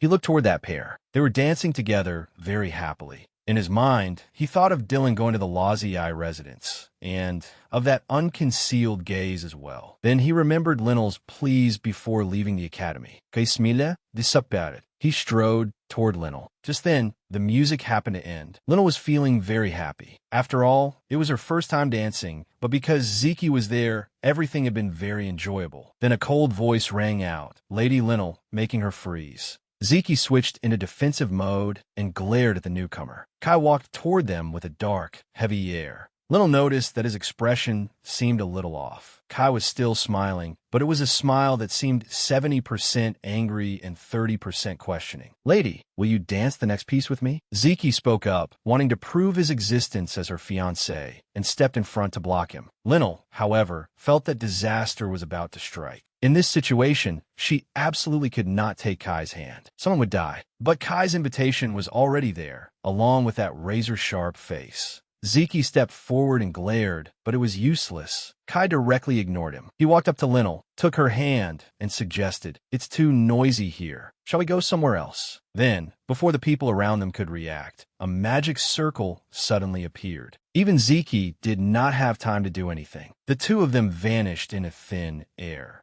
Zeke gritted his teeth, going mad with anger as he cursed Kai. Outside, the flower garden was glowing under the moonlight. The teleportation magic circle stopped here. Linnell asked Kai in confusion, "Why are we here?" Kai calmly said, "It is time for you to fulfill your promise." She objected to being forced like this. Kai looked at Linnell coldly and said, "I did that so you would obediently dance with me, without having to think too much, didn't I?" Linnell felt guilty and stammered, unable to speak. Thinking back on the situation then, it was because Kai had invited her to dance right in front of her nominal fiancé. In the kingdom, when a girl danced with a young man, that person could only be her husband or fiancé. That was why Linnell had not agreed to dance with him at that time. While Linnell was tangled in confusion, the lilies in the garden suddenly lit up brilliantly. The sight caught her attention, and Linnell unconsciously exclaimed, "So beautiful." Many emotions mingled in Kai's eyes. He said softly, "This is my favorite place in this castle, and it is also the only place where I want to dance with you." After that, Kai extended his hand toward Linnell. He took her hand in this beautiful garden, looking dazzling like a prince who had stepped out of story. That beauty once again made the young girl's heart tremble. In such a gorgeous place, surrounded by glowing lilies, Kai tightly held her hand. The two of them began to dance under the romantic moonlight. But Linnell did not feel happy. Unease began to envelop her mind. Ever since they came here, Kai had not once looked at Linnell. Kai's steps were also very fast. They made her feel unsteady because of how forceful and intense they were. She felt it would be too dangerous if they kept dancing like this, so she told Kai to stop. Kai said nothing and only stood there silently. Lionel had struggled so hard just to keep up with his mood. In the end, Lionel could not endure it anymore and tentatively asked, "Are you angry?" Kai glanced at her coldly and asked, "Why would you ask that?" She awkwardly expressed that he was not like usual today. Kai glanced toward Lionel. Very quickly, he looked away again. "I'm not angry, but is there something you're hiding from me?" That sharp gaze, filled with concealed anger, made Lionel tremble slightly in fear. She was confused and did not understand his question. Kai looked down at Lionel from above, believing that she was playing dumb. He had heard that Dylan had gone to see her on the day the break began, hadn't he? Lionel felt guilty and asked in shock, "How do you know that?" Kai did not answer Lionel's question. He only asked himself, "Is it fun to use someone like me, who knows nothing?" Seeing the anger clearly showing in Kai's eyes, she grew flustered and hurriedly tried to explain. But he did not listen. He only said slowly, "Do you remember what I told you then? If I became bored, I would reveal this secret." Lionel looked at Kai in shock. Beneath the night sky, full of stars and moonlight, he was beautiful but very dangerous. There was still a smile on his lips, but his eyes were indescribably cold. He was already bored. Extreme panic rose in her heart. What Kai meant was that he wanted to reveal everything about her identity. It was true that she had not told Kai about the Crown Prince coming to her house, but she did not understand why Kai was so angry. It seemed somewhat unreasonable. Kai could only sigh in weary frustration. His voice was full of danger. "What am I to you? Just a convenient tool." Hearing that, Lionel hurriedly explained in alarm. But Kai fundamentally did not listen, and even believed that anything she said now was only an excuse. As for Kai, he still wanted to know what Lionel considered him to be. He wanted to know whether Lionel understood his feelings. Lionel unconsciously hugged her arms and retreated in panic. "What are you thinking? Your feelings? You're not going to tell my father, are you?" He looked into Lionel's shimmering eyes, then turned his face away and said, "Your slowness makes me angry." At first, Kai had regarded the girl in front of him with a playful mood. He had found it interesting that a girl would disguise herself as a boy to enter their school. But by now, everything had gone far beyond his control. Even he could no longer control his own feelings for Lionel. While the two of them were talking, Kai suddenly noticed a figure silently observing them from not far away. He lowered his eyes and thought for a moment, then suddenly changed the subject. He asked Lionel, "You treat Dylan differently because he is the Crown Prince, don't you?" Lionel did not quite understand what he meant. Kai continued, "Or is it because he is someone special to you?" At that, she was startled. Lionel looked at Kai in confusion. "Why are you suddenly bringing up His Highness?" Kai calmly asked in return, "Why do you always put Dylan first?" Kai said with a hint of sorrow, "The one who always helps you fulfill every wish is me." Lionel was flustered, struggling to find words to explain. So from Kai's point of view, the two of them had been chattering away like this. But that was only because she did not want to be beheaded by His Highness. But she could not tell Kai that she was doing this because she did not want the events of her previous life to happen again. Lionel awkwardly tried to find an excuse to justify herself, but she was afraid she would not be able to convince the sharp magician before her. Kai carefully observed every change on Lionel's face. Finally, he spoke, breaking the terrifying silence. "Could it be because you like His Highness?" The sudden question made Lionel freeze. Images of Dylan appeared one after another in her mind. That sincere face without the slightest trace of deceit. And those sweet words of confession, too, flashed past like scenes from a film. Lionel did not understand why. Whenever she thought of the Crown Prince, her heart would beat so wildly. Kai's gaze pressed Lionel for an answer. Panicked, Lionel shouted, "I don't like Dylan." Lionel herself did not want to admit it. She could not possibly like the person who had caused her entire family's deaths. Her emotions became chaotic and difficult to control, so she held her face in anguish. Hearing Lionel's answer, Kai curled his lips into a smile. His next words frightened Lionel even more. He shifted his gaze away from Lionel to somewhere else. "You're there, aren't you, Dylan?" He slowly stepped out, and now the conversation had become a three-way confrontation. The Crown Prince was standing right in front of her, his face completely expressionless. Lionel was so shocked she could hardly believe her ears. Why was Dylan here? Dylan quickly spoke up to explain. Avoiding someone's gaze, he said that he had only happened to be passing by.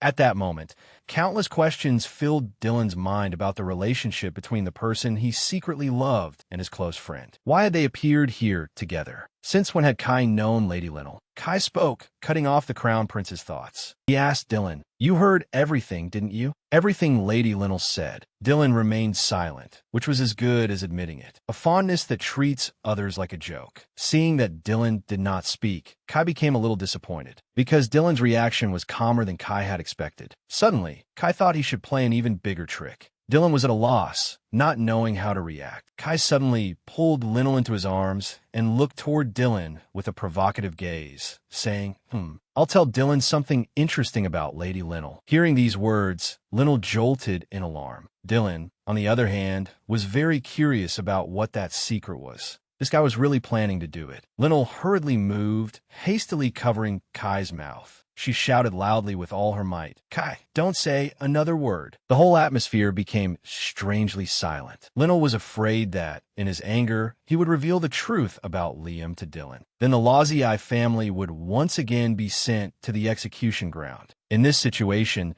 she was extremely flustered and desperately searched for a solution. What should she do now? In her confusion, the only thing Linnell could think of was to keep Kai as far away from the Crown Prince as possible. Linnell used all her strength to grab Kai's wrist and drag him away. She ran off in a hurry, but not before leaving Dylan with an apology. Kai was not angry at Linnell's abrupt action at all. He gave a meaningful smile at His Highness Dylan's bewilderment. He even looked toward Dylan with the gaze of a victor. Still not understanding what was going on, Dylan could only hurriedly call after the two of them. In the end, they abandoned him there, leaving him adrift in life. Kai looked at Linnell's hand, which was tightly gripping his wrist. Kai felt strangely happy inside. For the first time, Linnell had chosen him instead of the Crown Prince. He smiled faintly. To be this happy over such a thing. So it turned out he was very easy to please. Linnell tried hard to drag Kai to a distant spot in the flower garden. She hoped Dylan would not find them. When she looked back at Kai,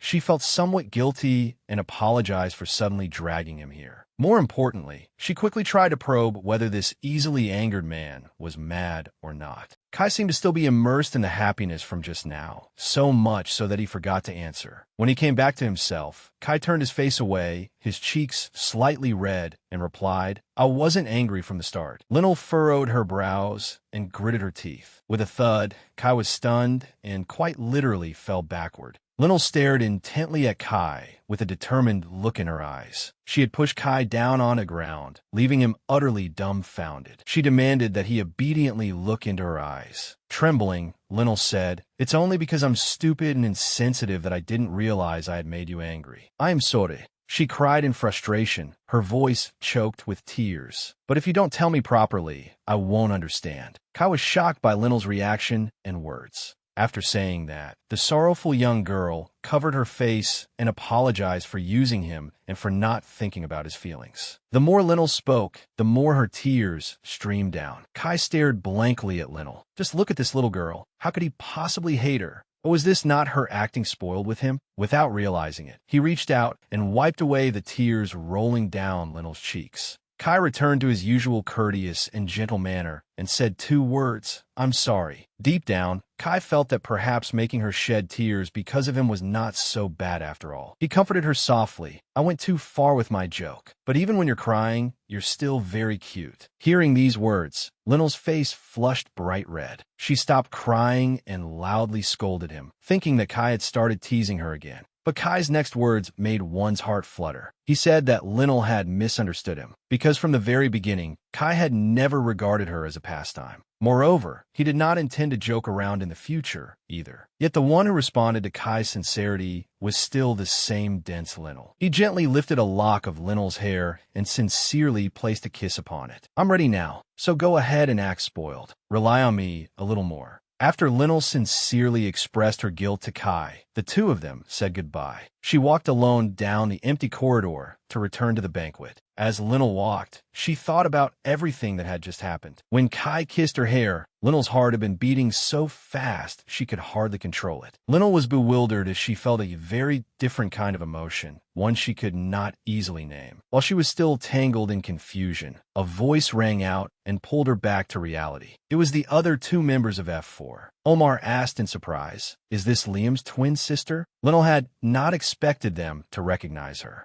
More than that, she had not expected such arrogant people to take the initiative to talk to her first. Following etiquette, Linnell politely greeted them and thanked them for looking after Liam at the academy. Linnell introduced herself as Liam's twin sister, Linnell. Omar was an extremely outgoing person. Seeing this, he smiled and introduced himself. "You can call me Omar. I heard you have a special relationship with Crown Prince Dylan." Seeing that Omar had taken the conversation a little too far, Baka coldly pulled him back by the arm and reminded him, "Lady Laziai is Zeki's fiancée." Omar rubbed his ear to show he understood. Then he turned to Linnell and winked at her, expressing his regret. "If you didn't already have a fiancée, we definitely could have had a nice chat." Seeing this, Baka was also speechless. He looked at the girl and assessed her briefly. He politely introduced himself to Linnell. Because he was in the magic class, he rarely interacted with Liam, since there were young ladies waiting for Omar and Baka inside. The three of them ended their conversation there and said goodbye. Linnell watched as the two figures gradually disappeared down the corridor. So these young men had come to the banquet to get acquainted with girls. At that moment, Zeki's voice called out from behind her. He hurried over and gripped her shoulders tightly. Worried, he asked, "Where did you go? Are you all right? Since when were you so close to Kai?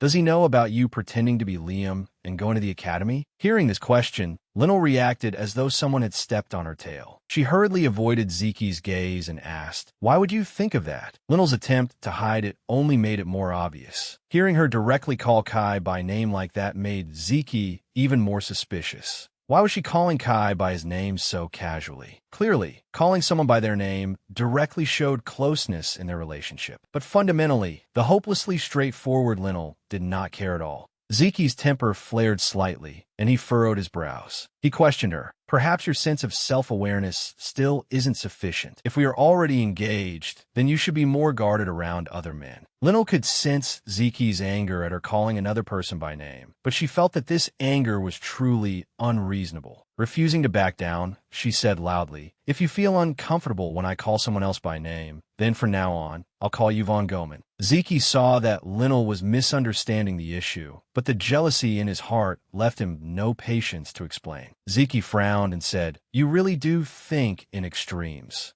Linnell remembered the two members of F4 from just now. She angrily questioned Zeki. "Then why did someone like you, who is always away on expeditions, come to this party? You're busy too, and you leave me alone like that. So what right do you have to say that to me?" Zeki was just about to explain, but Linnell gave him no chance and turned to leave. Zeki hurriedly stopped Linnell and said he wanted to take her home, but Linnell shook off his hand and left. She loudly declared that she would not go with him anymore. Linnell stormed toward the carriage in a fury. She was so angry she could die. She felt that Zeki always got angry for no reason and never put himself in other people's situations. Linnell truly could not understand her fiancé's thoughts. Linnell opened the door and got into the carriage. An unfamiliar coachman came over to greet her. She was somewhat puzzled by the change in coachman. The carriage slowly left the mansion. Behind them, someone was watching as they left. It was Baka, the young man famous as the top student of F4. Too many things had happened tonight. The heroine's carriage was on its way back. Linnell sat in the carriage, thinking wearily. Suddenly, with a loud crash, the carriage shook violently and abruptly stopped, causing Linnell to lurch forward from the momentum. She rubbed her poor forehead and wondered what had happened. The coachman outside spoke up to explain that the wheel was stuck in the mud, so the carriage could no longer move. Oh no! Linnell felt that tonight was terribly unlucky. She sat back down in frustration, letting out a sigh. She thought that today really was a terrible day. Voices came from outside. She wondered what was happening this time. A moment later, the carriage door opened. Dylan suddenly appeared and apologized, saying that the coachman had asked him for help. Before Dylan could finish speaking, both of them froze. She had not expected such a coincidence. After that, Linnell returned home together with Dylan. The atmosphere inside the carriage was extremely awkward. Earlier, because her carriage temporarily could not move, Dylan had suggested that he take her home. That was the reason, and that was why she was now in this awkward situation. She had not expected the crown prince to stop his carriage to help someone else. Dylan unconsciously stole a glance at the girl before him. He had not expected the person sitting in the carriage to be the girl he longed for. His face flushed red as he thought to himself that if he had known it was her, he would not have helped. It was only a coincidence. But then again, Dylan looked at her. Linnell was also secretly looking at him. The two of them were so embarrassed they could die. The scenes in the flower garden still circled in Dylan's mind. What exactly had Kai meant when he mentioned that secret? He did not understand, so in the end, he could not hold back and spoke, breaking the silent atmosphere. Linnell perked up her ears to listen. Dylan asked Linnell what she had talked about with Kai. At the mention of that secret, Linnell was startled. Awkwardly, she avoided the question. "It's nothing. This has nothing to do with your Highness Dylan." Her tiny inner self screamed. How could she possibly tell him? Dylan looked toward Linnell. He stammered, speaking each word with difficulty. Perhaps because he was somewhat nervous, the crown prince clasped his hands tightly together and said, "In truth, we are not fiancés. We are not even friends. My feelings for you are only one-sided," Dylan said gloomily. Seeing Dylan in such a pitiful state before her, she could not help blinking in disbelief. Once again, Linnell felt that he did not resemble the person who had ordered her whole family executed at all. Linnell swallowed to gather her courage. Right now, the best way was to speak frankly. She looked straight into Dylan's eyes and said, "Your Highness, I don't want to sound arrogant, but please stop looking so miserable." Dylan was shocked by Linnell's words. Without waiting for him to speak, Linnell continued, "Even if you are someone who can easily obtain everything, this world is not that sweet. And human feelings are not something that can be obtained so easily." Hearing these words, Dylan did not object. On the contrary, he understood this better than anyone. His easy agreement made Linnell feel slightly as if she might have been mistaken. She only saw the crown prince silently rest his hand against the carriage wall. Dylan closed his eyes and recalled the events of the past. His mother was always standing by the window. She would always watch his father go to another woman's side, swallowing everything in resentment and grievance. At that time, Dylan was only a child. The boy had always wanted to go to his mother's side and comfort her. That innocent child had thought that he, too, was an important part of his mother's heart. Dylan had said, "I will always stay by your side, mother." But what answered that innocent affection was only a cold gaze, and words that held not the slightest bit of love. To her, he was nothing but a useless thing. Back then, the little boy was not aware enough to understand. But now it was clear. The affection Dylan wanted had never been something he could obtain, so he would no longer forcefully demand anything. Dylan opened his eyes after recalling the past. He accepted everything and said, "I am already used to not receiving anything in return." Linnell felt that the person before her did not seem evil after all. She secretly watched every expression on his face. It clearly was not a lie, nor was he trying to cover anything up. Linnell opened her mouth, about to say something, but Dylan signaled to her. He reminded her to stay quiet for the time being. The carriage rolled slowly along the quiet trail when suspicious sounds suddenly appeared. All of a sudden, the carriage shook violently, causing Linnell to lose her balance as well. "Alert," she said. "What is going on?" Dylan's gaze turned grave and filled with killing intent as he said, "It's an attack." The noise outside was very loud. Based on the Crown Prince's experience, as he listened to the sound around them, the carriage seemed to have already been surrounded. He gripped his sword tightly. He ordered Linnell not to go outside under any circumstances. He took off the necklace he treasured and placed it around Linnell's neck. This object would definitely protect her. He was certain of that. After that, Dylan opened the door and rushed outside. She could only sit in the carriage and call after him, protected by the necklace. Meanwhile, Dylan was using that very sword to protect the person he wanted to protect. Dylan remained silent, carefully observing the movements around him. Outside, a group of people in black cloaks appeared, surrounding them. These cloaked figures had been waiting there all along. The Crown Prince's guards also seemed to have been lured away. The attackers said arrogantly, "We didn't expect the Crown Prince to come out personally. If he was in the carriage, then at least he would not be afraid on his way to the other world." Dylan said nothing. He silently assessed the current situation. There were a great many assassins, and what they were after was Dylan's life. But Linnell was still inside the carriage. He absolutely could not let these filthy people touch even a single finger of hers. The leader of the men in black gave the order to charge. Dylan tightened his grip on his sword. His bloodlust switched on, and he coldly drew his blade. In an instant, he took down 2 assassins. They stared at Dylan in shock. He really was very strong. Even without moving, he could still bring down his opponents. But in terms of numbers, the Crown Prince was at a disadvantage. The leader spoke up. "All of you attack. Take the Crown Prince's life, and the girl in the carriage too." Dylan was shocked to hear those words. They were not only targeting him. The crown prince flew into a rage and struck down one assassin. He seized the man tightly by the throat. He shouted, "Who ordered you to do this?" While he was restraining one of them, the others seized the opportunity to rush forward. "Even if we told you, it would mean nothing because all of you are going to die."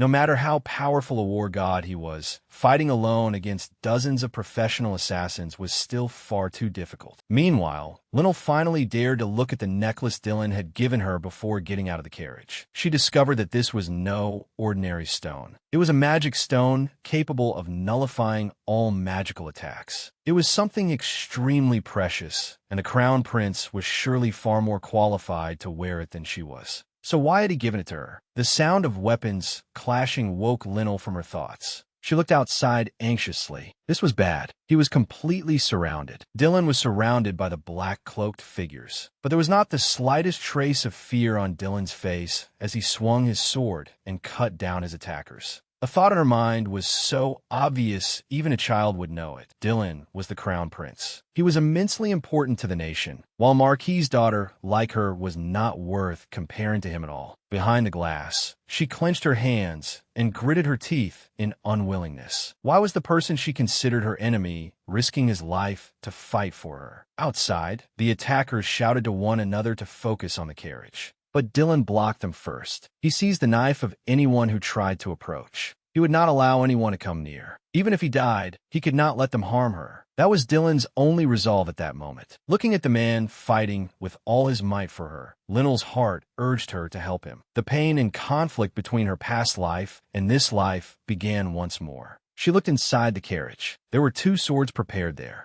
Her reason was still tugging at her, asking whether she should get out and help him. Linnell suddenly felt afraid. If Dylan learned the truth, then that incident might happen again. If she continued like this, Dylan would be in danger too. The sound of weapons grew even more violent and fierce than before. Outside the carriage, Dylan was still struggling to hold on. He could no longer withstand them. At this rate, she would be in danger too. Strangely, even with his life hanging by a thread, Dylan still thought of Linnell first and paid no attention to himself. The assassins realized that if they attacked head-on, they were no match for the crown prince. So they changed their plan and launched a surprise attack from behind. One man in black was waiting on top of the carriage. While Dylan was dealing with 2 others, he suddenly leaped down, his blade aimed straight at Dylan. Just then, the carriage door burst open. Linnell rushed out like lightning and helped the crown prince block the strike. The 2 of them stood back to back. Linnell gripped the sword in her hand tightly. "I will cover you." Dylan was shocked. "Why did you get out of the carriage?" She herself did not understand why she had gone to protect the crown prince, her enemy, either. Her sword hand tightened.